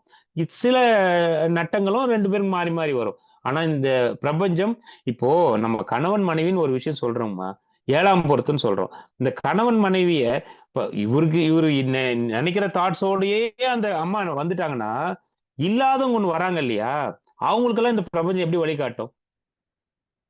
பிராக்டிக்கலா வாங்க நீங்க. இப்போ இந்த கரெக்ட் பொண்ணு கரெக்ட். சிக்கனமா இருக்குது அப்படின்னா, அந்த ஆண் வந்து கொஞ்சம் ஊதாரித்தனமா இருப்பாரு. இப்ப மாறி ஏன் வருது அப்படின்னா, இப்ப இவருக்கு அவர் மேட்ச் பண்ணாதான் பேலன்ஸ் ஆகும். இவரும் ஊதாரி, அவரும் ஊதாரி. இல்ல இவங்களும் சேமிப்பு, அவங்களும் சேமிப்பு அப்படின்னா, இவங்களை எப்படி மேட்ச் பண்ண முடியும் நீங்க? மேட்ச் பண்ணீங்கன்னா ஒரே மாதிரி போகும். அப்ப மேட்ச் பண்ணாத ஆளுன்னு ஒண்ணு இருக்காங்களா? அவங்கள எப்படி இந்த பிரபஞ்சம் சேர்க்கும்? அவங்கள எப்படி மாத்தும்? மனிதர்கள் வச்சுதான் மனிதனை மாத்தும். கடவுள் இன்னைக்கு தனியா இறங்கி மாத்துவாரா? அப்ப நமக்குள்ளதானே மாத்தணும். நாம தான் கடவுள், நாம தான் மனிதன். எல்லாமே நாம தான். இது ஒரு கேம்மா. இது ஒரு பாட்டே இருக்குது. இது வந்து இது ஒரு மேடை. இந்த மேடையில நாம எல்லாம் நடிக்கிறோம். 7 ஸ்வரங்களுக்குள்ள நிற்பது. நாமெல்லாம் நடிக்கிறோம். அது நாமளே பார்க்கிறோம், நாமளே நடிக்கிறோம். நாம தான் டைரக்டர் எல்லாம் வரும் பாருங்க. நாம தான் பார்த்துட்டு இருக்கிறோம், நாம தான் செய்றோம், திருப்பியும் நடிக்கிறோம். எல்லாமே நாம தான் பண்றோம். இது ஒரு நாடக மேடை. அவ்வளவுதான். இதை நீங்க ரொம்ப சீரியஸா இந்த வாழ்க்கையை எடுத்தா அது உங்களோட இதுதான். சீரியஸா ஒண்ணுமே கிடையாது இதுல. வாழ்றோம் அவ்வளவுதான். அப்துல் கலாம் இறந்தாரு ஐயா. 15ல இறந்தாரு. 16ல ஃபர்ஸ்ட் இயர் கொண்டாடினாங்க. அடுத்து இந்த மரம் வைக்கிறேன், அந்த மரம் வைக்கிறான்னு அந்த டீமே காணும் யாருமே. அவ்வளவுதான், மறந்தாச்சு. 10 வருஷம் ஆயிடுச்சு. எல்லாருக்கும் அவ்வளவுதான் சூழ்நிலை. நம்மளோட வாழ்க்கையை சிறப்பா வாழணும். அவ்வளவுதான். நாம எப்படி வாழ்றோமோ, யாராவது ஹெல்ப் கேட்டா அதுக்கு பண்ணுங்க. உங்க கணவரே வந்து இல்லம்மா எனக்கு இது புரியல, ஏதோ ஒரு விஷயத்துல போற, நீ நல்லா இருக்க, நான் வரேன் அப்படின்னா அப்ப கூட்டிட்டு வாங்க. அது வரைக்கும் நீங்க அவருக்கு உண்டான பணிவிடையே நீங்க பண்ணுங்க. அவ்வளவுதான். அவருக்கு என்ன செய்யணுமோ அது விஷயத்த பண்ணுங்க.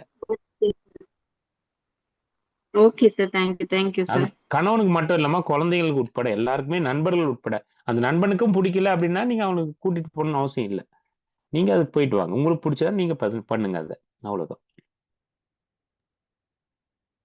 Okay sir. Okay sir. இறைசக்தி தேங்க்யூ. அப்படிங்கறது ஒரு இறைசக்தி தேங்க்யூ. அப்படிங்கிறது ஒரு உணர்வு இல்லைங்களா? உணர்வு மூலியமா நம்ம ஆமா. வந்தா மட்டும்தான் அதை உணர முடியும். சும்மா நம்பிக்கையா வழிபாடு, நம்பிக்கை கூட இங்க உணர்வு வந்து தான், இது பண்ண எல்லாமே உணர்வு தான். உணர்வு மட்டும்தான் இங்க வேலை செய்யும். உணர்வு மட்டும்தான் இங்க வேலை செய்யும். ஐயா இப்ப என்னோட கணவருக்கு விருப்பம் இல்ல, பட் எனக்கு விருப்பம் இருக்கு. அப்ப என்ன ஐயா பண்றது? எதுக்குமா? எந்த விஷயம்? ஒரு ஆன்மீகத்துல வரணும் அந்த மாதிரி நீங்க விஷயத்துல. பண்ணுங்கம்மா. உங்களுக்கு பிடிச்சதை பண்ணுங்க. அவர்கிட்ட சொல்லுங்க. சொல்லி புரிய வச்சுட்டு வாங்க. அப்படி ஒருவேளை புரியல, அதுல ரொம்ப போராட்டம் இருக்குதுன்னா, நீங்க அந்த கடமையை ஏதோ முடிக்காம வெளியில வரீங்கன்னு அர்த்தம். வீட்டுக்கு உண்டான கடமையை முடிச்சதுக்கு அப்புறம் தான் நீ இந்த இதுல பயணிக்க முடியும். அப்போ அவங்க வராங்க அப்படின்னும் போது, அவங்களுக்கு ஏதோ நீங்க செய்ய தவறுனா மட்டும்தான் அவங்க அவாய்ட் பண்ண, நீங்க வேண்டாம் அப்படின்னு எல்லாம் சொல்லுவாங்க. நீ போகக்கூடாதுன்னு தடை போடுவாங்க. நீங்க அதை கரெக்டா பண்ணிட்டீங்கன்னா, நீங்க பண்ற வேலையை அவங்க வேணாம்னு சொல்ல மாட்டாங்க கண்டிப்பா. இது ஒரு சைக்காலஜி தான். உண்மைதான் சார். அதாவது சொல்லுவாங்க, வீட்டுக்குள்ள வந்து சம்மதம் ஒண்ணு கொடுத்தாதான் அது மன திருப்தியா பண்ண முடியும். அந்த மன திருப்தி இல்லாம எந்த விஷயம் பண்ணாலும் அதுல பிரதிபலிப்பு கிடைக்காது இல்லைங்களா? ஆமா அவங்களுக்கு பிடிக்காது, அவங்களுக்கு பிடிக்காது, நம்ம செய்யறோம் அப்படிங்கும் போதே அங்க 50% வந்து ஃபெயில் ஆயிடுது. ஆமா. வீட்டோட சம்மதம் இல்லாம நீங்க எது பண்ணீங்கனாலும், அப்போ நீங்க வீட்டுல கடமையை முடிக்கலன்னு அர்த்தம். அதை முடிச்சிட்டீங்கன்னா உங்களுக்கு இந்த பிரபஞ்சமே கேட்டை திறக்கும் ஆட்டோமேட்டிக்கா. ஓகே ஐயா, நன்றி ஐயா, தேங்க்யூ. அடுத்து யார் வந்து கேள்வி கேக்குறீங்க? மணி 8:48 ஆகுது. வாருங்கள், வரவேற்கிறோம்.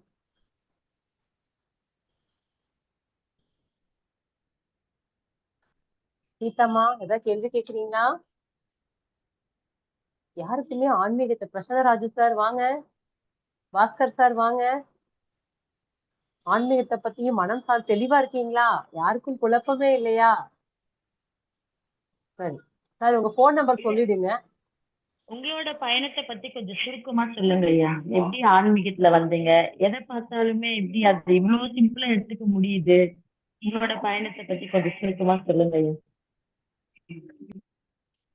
ஆமா, நம்ம பொதுவாவே என்னோட பயணம் அப்படின்னு சொல்றதை விட பொதுவா நம்ம எப்படி பயணிக்கணும்னு நான் சொல்றேன். என் பயணம் வேண்டாம். எப்படி பயணிச்சா நல்லா இருக்கும்ன்றது வேணா நான் ஒரு ஒரு சின்ன ஒரு இதை சொல்றேன். பொதுவா நாம என்ன நம்ம என்ன பண்ணாலும் இப்போ ஒரு சந்தோஷம் அப்படின்னாக்கா இப்போ நம்ம இங்க எல்லாம் பிளேன்ஸ்ல இருக்கோம். நான் வந்து ஒரு வெயில் அடிக்குதுப்பா, ரொம்ப சம்மர்ல இருக்கேன், நான் ஊட்டிக்கு போறேன்னாக்கா, நான் ஊட்டிக்கு போறேன் நிம்மதியா இருக்க போறேன்னு சொல்ல மாட்டோம். ஊட்டிக்கு போய் சந்தோஷமா ஊட்டிக்கு போயிட்டு வரும். போயிட்டு 4 நாள்ல திரும்பி வரும்போது அந்த கஷ்டம் இருக்கும். என்னடா அது, வீட்டுக்கு போறோமே, என்னடா என்ன பண்ண போறோம் தெரியலையே அப்படின்னு ஒரு கவலை வந்துடும். அப்ப சந்தோஷமும் கவலையும் மாறி வருது அப்படின்னா அது முழுமையான வாழ்க்கை இல்லை. அது வாழ்க்கையில வந்து வந்து போகும்.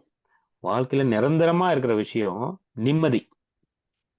நான் என்ன பண்ணாலும் கடனே வாங்க நிம்மதியா இருக்கணும் சொல்லுவோம்ல.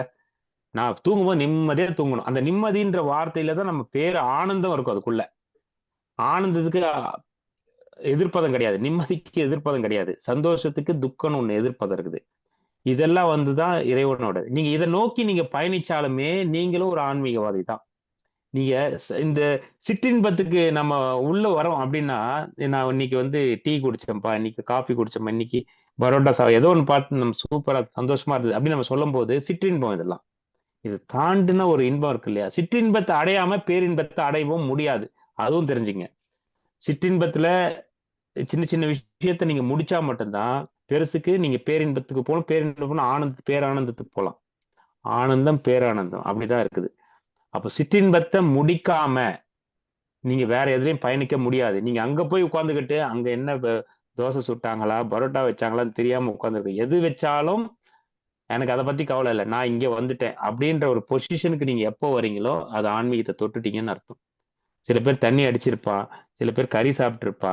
எதிரில் கறி இருந்தாலும் தண்ணி இருந்தாலும் அதை பத்தி கவலையே படல அப்படின்னாக்கா ஆன்மீக இதுக்கு வந்துட்டான்னு அர்த்தம். ஏன்னா அதை முடிச்சுட்டாங்க. அப்ப அதெல்லாம் முடிச்சுட்டு நீங்க வந்தீங்கன்னா ஆட்டோமேட்டிக்கா உங்களுக்கு கிடைக்கும். அவ்வளவுதான். எதுவுமே பெருசா இருக்காது. கஷ்டமும் உங்களுக்கு பெருசா தெரியாது, சந்தோஷமும் உங்களுக்கு பெருசா தெரியாது. இவ்வளவுதான். நீங்க இது வந்து சூப்பர், நீங்க கறி சாப்பிட்றவங்களாம் அப்பா சிக்கன் வந்துருச்சு, மட்டன், அப்படியே சந்தோஷப்படுவோம் இல்லையா? அப்படிலாம் இருக்காது. கறி தானே, நான் சாப்பிடாததா, நான் பார்க்காததா அப்படின்னு போயிட்டு அவன் பாட்டுக்கு அவன் வேலையை பார்ப்பான். அப்போ அந்த 2 பக்கத்துக்கும் அவன் நடுவுல இருப்பான். அவன் இந்த பக்கமும் இருக்க மாட்டான், இந்த பக்கமும் இருக்க மாட்டான். 2 எண்டுக்கும் நடுவுல இருப்பான். இந்த பக்கம் எண்டு, இந்த பக்கம் எண்டு. அப்ப அந்த மாதிரி நம்ம இருக்கணும். முயற்சி பண்ணோம்னா சின்ன சின்ன விஷயங்களை முடிச்சுட்டு போயிடணும். அவ்வளவுதான். எதையுமே முடிக்க மாட்டேன், நான் அது அங்கேயும் இருக்கும் இங்கேயும் இருக்கும். நம்ம அதான் சொல்றேன். இப்ப நான் வந்து அசைவம் சாப்பிட மாட்டேன். எங்க வீட்டுல சாப்பிடுவாங்க, பையன் சாப்பிடுவான். அப்படின்னா வாங்கி கொடுத்துட்டு இருக்கிறேன், நான் செஞ்சும் கொடுப்பேன். ஆனா நீ அதை சாப்பிடாத இது சாப்பிட சொல்ல மாட்டேன். அதுக்கும் நல்லது கெட்டது அப்ப சொல்லுவேன். இந்த மாதிரி இருக்கும்பா, அசிடிக் ஃபார்ம் ஆகும், இப்படி இருக்கும், உடம்பு வந்து வேற மாதிரியான சிந்தனை இருக்கும், அப்ப நீ இது பண்ணுங்க அப்படின்னு நான் சொல்லுவேன். ஆனா இப்படிதான் பண்ணணும் அப்படி சொல்ல மாட்டேன். ஏன்னா அவங்களுக்கு ஒரு தேவை இருக்கும். அந்த தேவை முடிகிற வரைக்கும் அந்த சிற்றின்பத்துல இருப்பாங்க. அதுக்கப்புறம் ஆட்டோமேட்டிக்கா நம்ம சொன்னாலுமே அதை சாப்பிட மாட்டாங்க, வந்துருவாங்க வெளியில. அது இந்த பிறவியா இருக்கலாம், இல்ல அடுத்த பிறவியா இருக்கலாம், இன்னும் 5 வருஷம் கழிச்சா இருக்கலாம். அது நம்ம சொல்ல முடியாது. அவங்களோட விஷயத்த நம்ம என்டர் ஆகக்கூடாது. நான் இதுக்கு முன்னாடி ஏகப்பட்ட கறியெல்லாம் சாப்பிட்டு இருக்கிறேன், விட்டுட்டேன். அப்போ சாப்பிடாத விஷயமே இல்லை. அப்படி இருக்கும்போது எனக்கு இறைவன் அப்பயே கொடுத்து முடிச்சிட்டாரு அதெல்லாம். அப்ப அவங்களுக்கு ஒரு வாய்ப்பு கொடுப்பாருல்ல, அதை சாப்பிட்டு முடிக்கிற வரைக்கும் அவங்களுக்கு ஒரு வாய்ப்பு கொடுப்பாரு. அந்த வாய்ப்பு அவங்க பயன்படுத்தினதுக்கு அப்புறம் வெளியில வருவாங்க. எல்லாமே அப்படிதான். யாரையும் சார்ந்து யாரும் இல்லை. எங்களுக்கு இவ்வளவு பிடிக்கும் அப்படின்னு நம்ம ஒரு ஆளை சொல்றோம் அப்படின்னா அவங்க மரணத்துக்கு அப்புறம் அவங்க கூடவே போயிடுறோம். பிடிக்கும்னு சொல்லிட்டு நம்ம ஓரமா உட்காந்துக்கிறோம். அவ்வளவுதான். பிடிக்கும்னு சொல்லுவோம், ஆனா எல்லாம் முடிஞ்சதுக்கு அப்புறம் ஓரமா உட்காந்துக்குவோம். அவங்க போற பக்கம் நம்ம போறது இல்லை. எல்லாத்துக்கும் போட்டி போடுவோம், இதுக்கு மட்டும் போட்டி போட மாட்டோம். அந்த மாதிரி தான். ஸோ நமக்கு என்ன தேவையோ நிம்மதியை தேடி போங்க. அது கடைசியா அங்க போய் நிற்க. உங்களுக்கு ஆனந்தத்தை தேடி போங்க. அது தியானத்துல வரணும்னு இல்லை. ஒரு நாய்க்குட்டி வளர்த்தீங்கனாலும் அதுல ஒரு இது இருக்கும். அதுக்கு ஒரு டெக்னிக் இதெல்லாம் நிறைய விஷயம் இருக்குது. தினம் தினம் நீங்க ஆனந்தத்துல இருக்கலாம், தினம் தினம் நீங்க நிம்மதியா இருக்கலாம். அதுக்கே ஒரு சில விஷயம்லாம் இருக்குது. எவ்வளோ பெரிய கஷ்டம் வந்து அதை கஷ்டமாவே எடுக்கக்கூடாது. உங்களுக்கு கஷ்டம் கஷ்டம் கஷ்டம் அதெல்லாம் ஒண்ணுமே இல்லை இதுல. சின்ன சின்ன தெளிவில்லாத விஷயம்தான் நம்ம லைஃப்ல அதை கஷ்டமா போகுது. அந்த தெளிவு வந்துச்சுன்னா உங்களுக்கு ஆட்டோமேட்டிக்கா எல்லாமே மாறிடும். அதான் ஞானம்னு சொல்லுவாங்க. அந்த சின்ன ஞானம் அடைஞ்சிட்டு அப்படிலாம் இல்லை. ஒரு சின்ன விஷயம், இதுல இந்த சாம்பார் வச்சப்பா இதுல வந்து கொஞ்சம் உப்பு கம்மியா இருக்குன்னா உப்பு போட்டா சரியா போயிடும், அவ்வளவுதான்.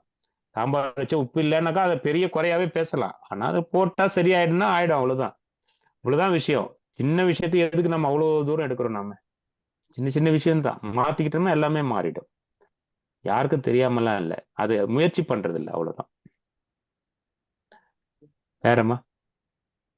உங்க போன் நம்பர் கொடுங்க, உங்க தொலைபேசி. 98 423 72277 98 423 72277. சிறப்பு சார்.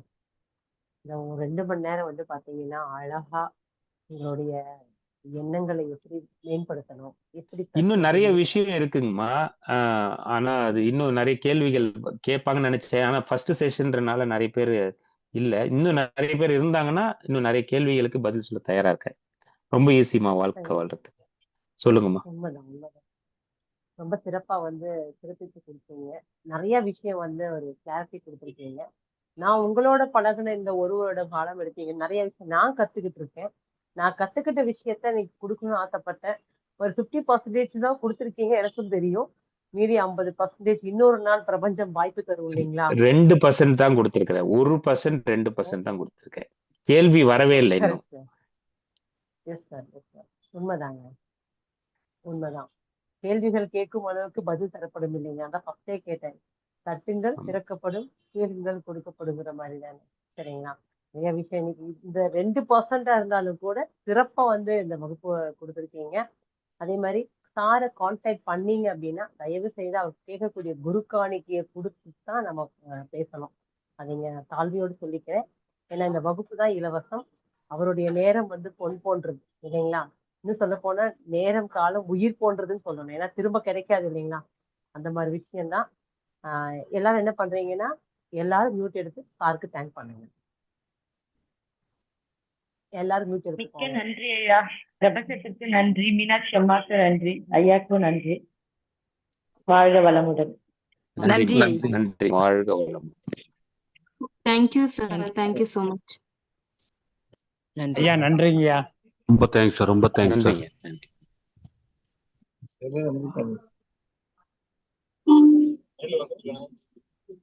ஐயா ரொம்ப நன்றிங்க ஐயா.